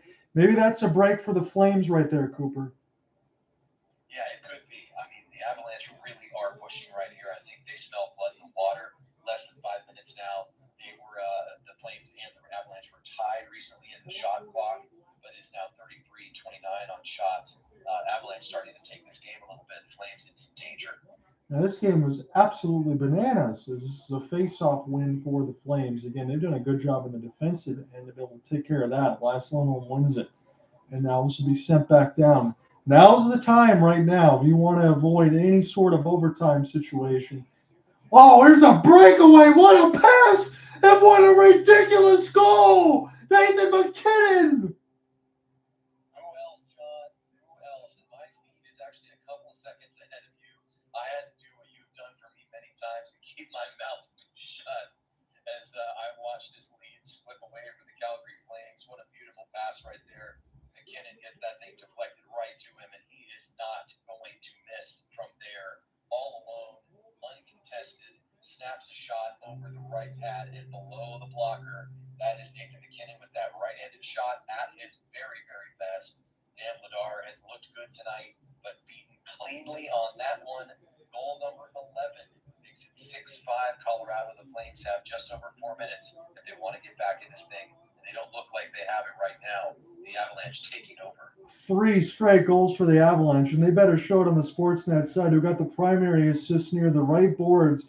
It was a long flip that got blocked. An assist near the right board sprung Nathan MacKinnon, and he was off to the races against Dan Bednar. Rasmus Andersson, he tries to go between his legs, and this is picked up now for the Avalanche. Man, oh man, has this third period been crazy. It's now a 6-5 lead. Nonetheless, of what happens, this has been an entertaining game. This is an 11 out of 10 as far as entertainment. But one team's going to win this one and one team's going to lose it. It looks like both points as this is sent in. Nathan MacKinnon gets his 12th from Nichushkin and Rantanen. So Nichushkin was the one that made the pass pinned against the boards as it's Weegar. Now all of a sudden the Flames are up against it. Here's a long flick sent back down the ice by Colorado. This bounces off the Hanifin, so this will not be iced. And the Ball Arena crowd has to be in a frenzy right now. I'm almost speechless here with 3:20 left to go in the third. Spin by Zary near the right side dot. Flames got to pull out all the stops here, whatever they can. They have to get something out of this game the way that they played. If they don't get any points at all, that would feel like an absolute gut punch, to be honest. As Rasmus Andersson sends this one in. Prosvetov is now in line for the win. 5-0-3 in the last 8 home games against the Flames. As this is sent in now for Sokolov. He's got it. This goes near the right side dot for Rasmus Andersson as Ryan Huska has changed the defensive zone lines. O'Connor gets held a little bit. Jonathan Huberdeau trying to find it in between his legs. But the Flames are running out of time. Coleman, can he do it again? He's just trying to find some space. Turn and shoot. Prosvetov makes the save. Wow, Prosvetov really has made a huge difference in this third period. There have been a couple of shots that could have gone right in, and Coleman, he drives the crease right there. Backlund actually picks up a loose puck, gets the shot off through traffic. I think it found its way to the big netminder for the Avs. He finds it in the blue paint, right around his left knee, and is able to cover up with the big glove right there. That easily could have tied the game. Backlund not able to thread that shot through the legs. And it was a bouncer. Good job by Prosvetov to find it. But there's the replay. MacKinnon, you can see every single player on the Colorado bench, John, stepping up, getting up off their butts, standing ready to celebrate because they knew it was inevitable. And the Flames, they give up that 6th goal, the third unanswered. Boy, just more than a gut punch. That is just, that's got to be feeling eviscerated from the Flames team. And Ryan Huska, their bench boss. This looks like, as we said, John, I hope I didn't speak it into existence. Looks like it's going to be a straight-up L. These Flames with only 2:20, about 2:25 to go here in the third. I mean, again, you and I completely understand the firepower that Colorado can provide. And there was something to be predicted of an answer, but man, oh man, this has been an uppercut, almost a knockout blow, and now a long pass. I don't know if that's offsides or not, but 2:21 we get a stoppage. Yeah, I think knockout blow is potentially an apt phrase right there. I do not want to be extreme. We'll talk about this when we wrap things up in our coverage tonight, if this scoreline holds. But the Flames Twitter is going to be up in arms, shall we say. There's lots to talk about. And that's how we started our broadcast, John, when I came alongside you. What trajectory will this team take as Rasmus Andersson fires on right there? And the Flames are going to have to collect here in their own zone. 2:08 to go. I will let you pick the play-by-play back up. But yeah, we'll have a lot to talk about as we close it out tonight.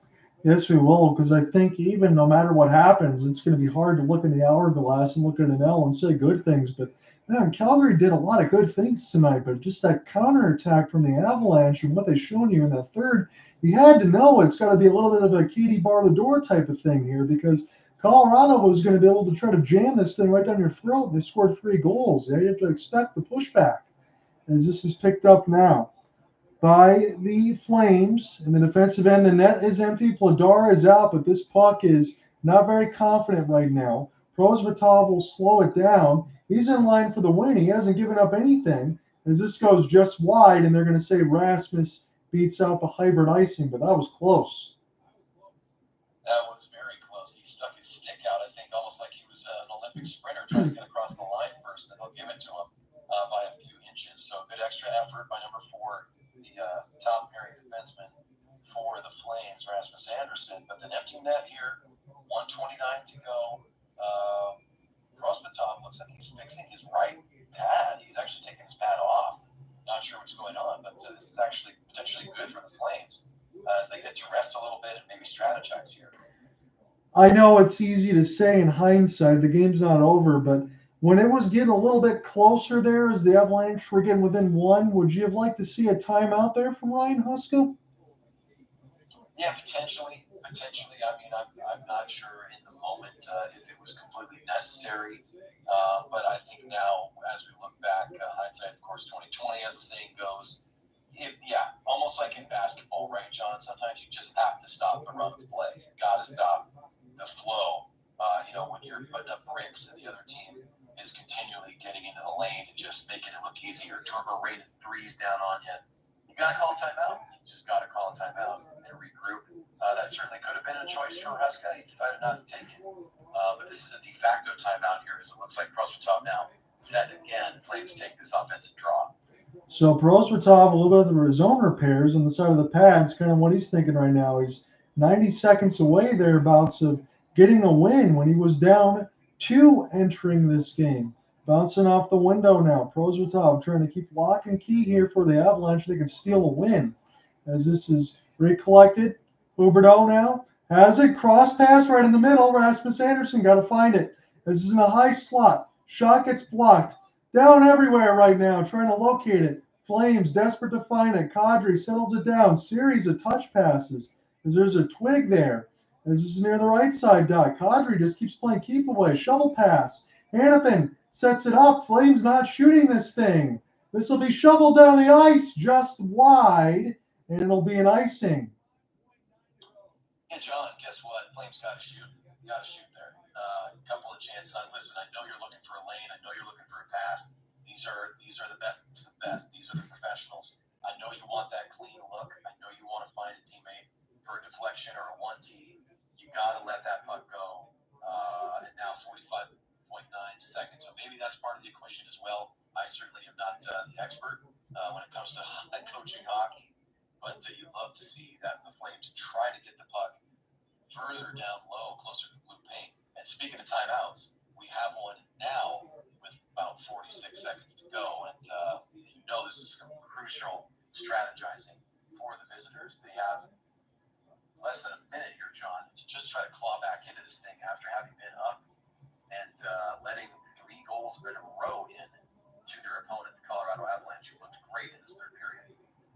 Man, I wonder what's going to happen here now because of the timeout. You do have Olofsson, you got Toews, and I think you have Johnson on the ice as well. So it's not Nathan MacKinnon. It's not Mikko Rantanen on that side. You maybe wonder if they're going to get a quick change or just try to survive this or whatever else. As we're looking at the extravaganza of goals here for the Avalanche in this third period, it's going to be a tough one either way, regardless on that side. But this has been an absolutely entertaining game. You cannot argue that. Elias Lindholm will win this one against Olofsson. Kadri, they got to go quick now. This one gets blocked. Who's going to get to it? This is going to kill more time, and this will go into the players' bench out of play. Yeah, John. I have to say again. Look, I'm already feeling. I'm feeling the optimism slowly drain away here. But Kadri really tried to force a pass across right there. Beautiful face-off, clean face-off win by Lindholm. Kadri could have passed it back to the blue line. Tries to force it to the center. It gets deflected out. Time wasted. And now a center ice face-off. Flames to win this thing and send it in on the dump and chase. Bednar now back to the bench. Empty net yet again.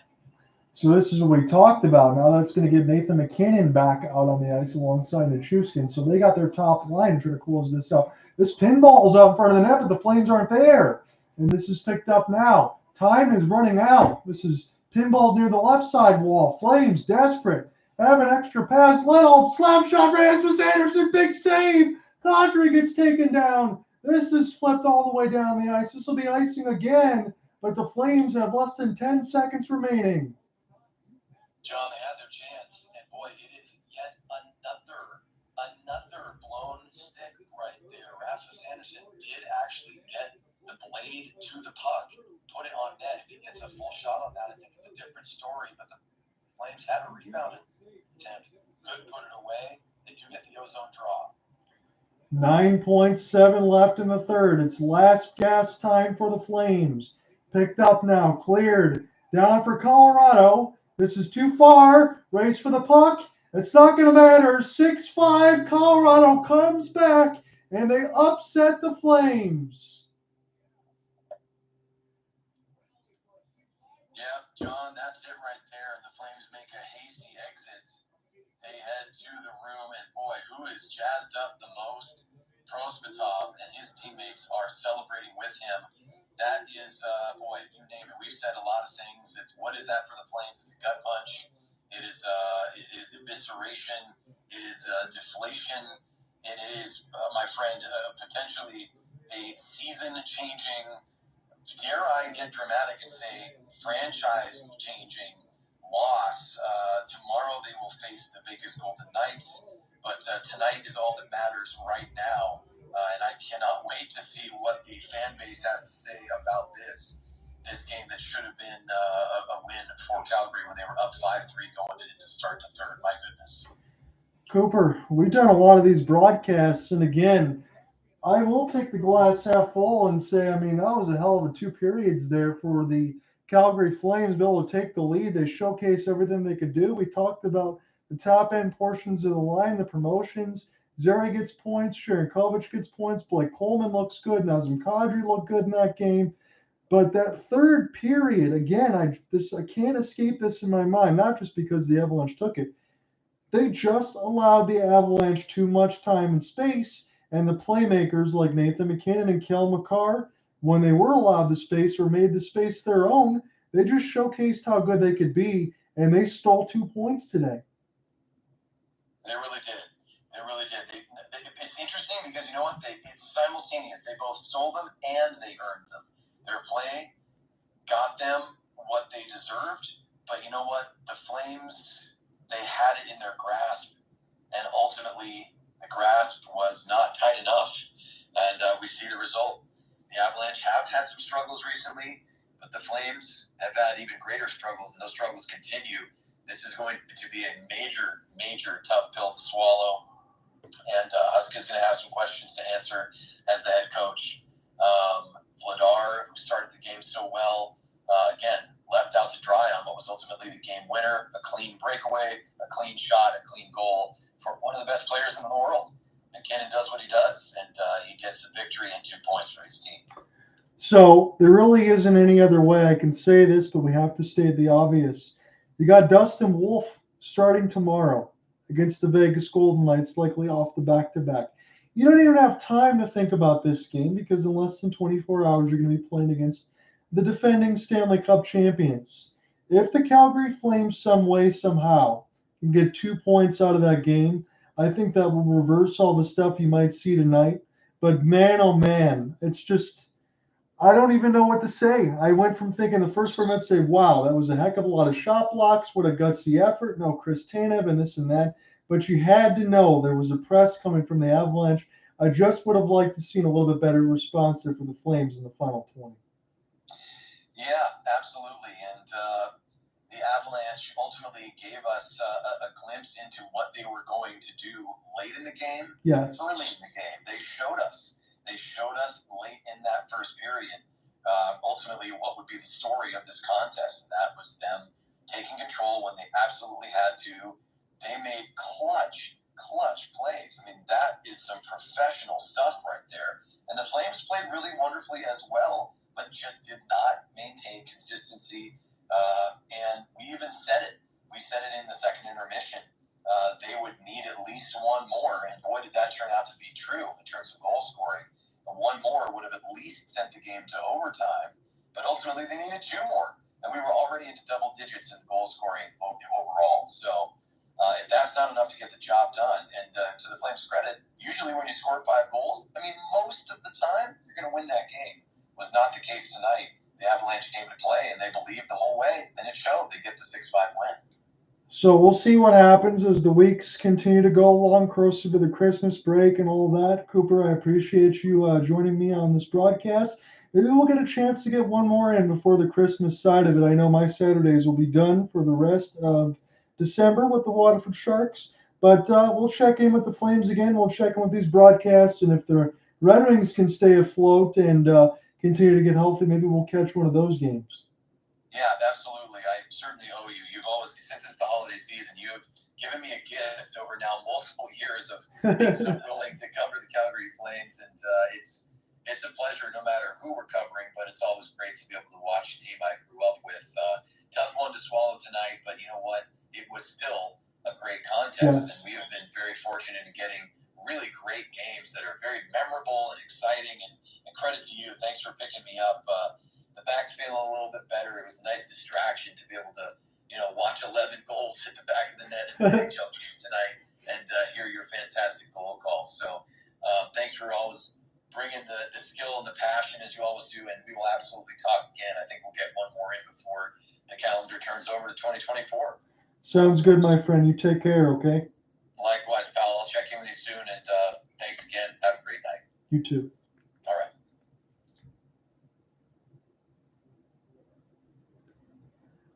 I hope you guys had fun, because I certainly did. We went back into the NHL action, and it was an absolute classic in between the Avalanche and the Flames. Avalanche come all the way back. They take a 6-5 victory over the Flames. I will see you tomorrow. I believe it is going to be the New York Rangers and the Toronto Maple Leafs. See you then. Peace.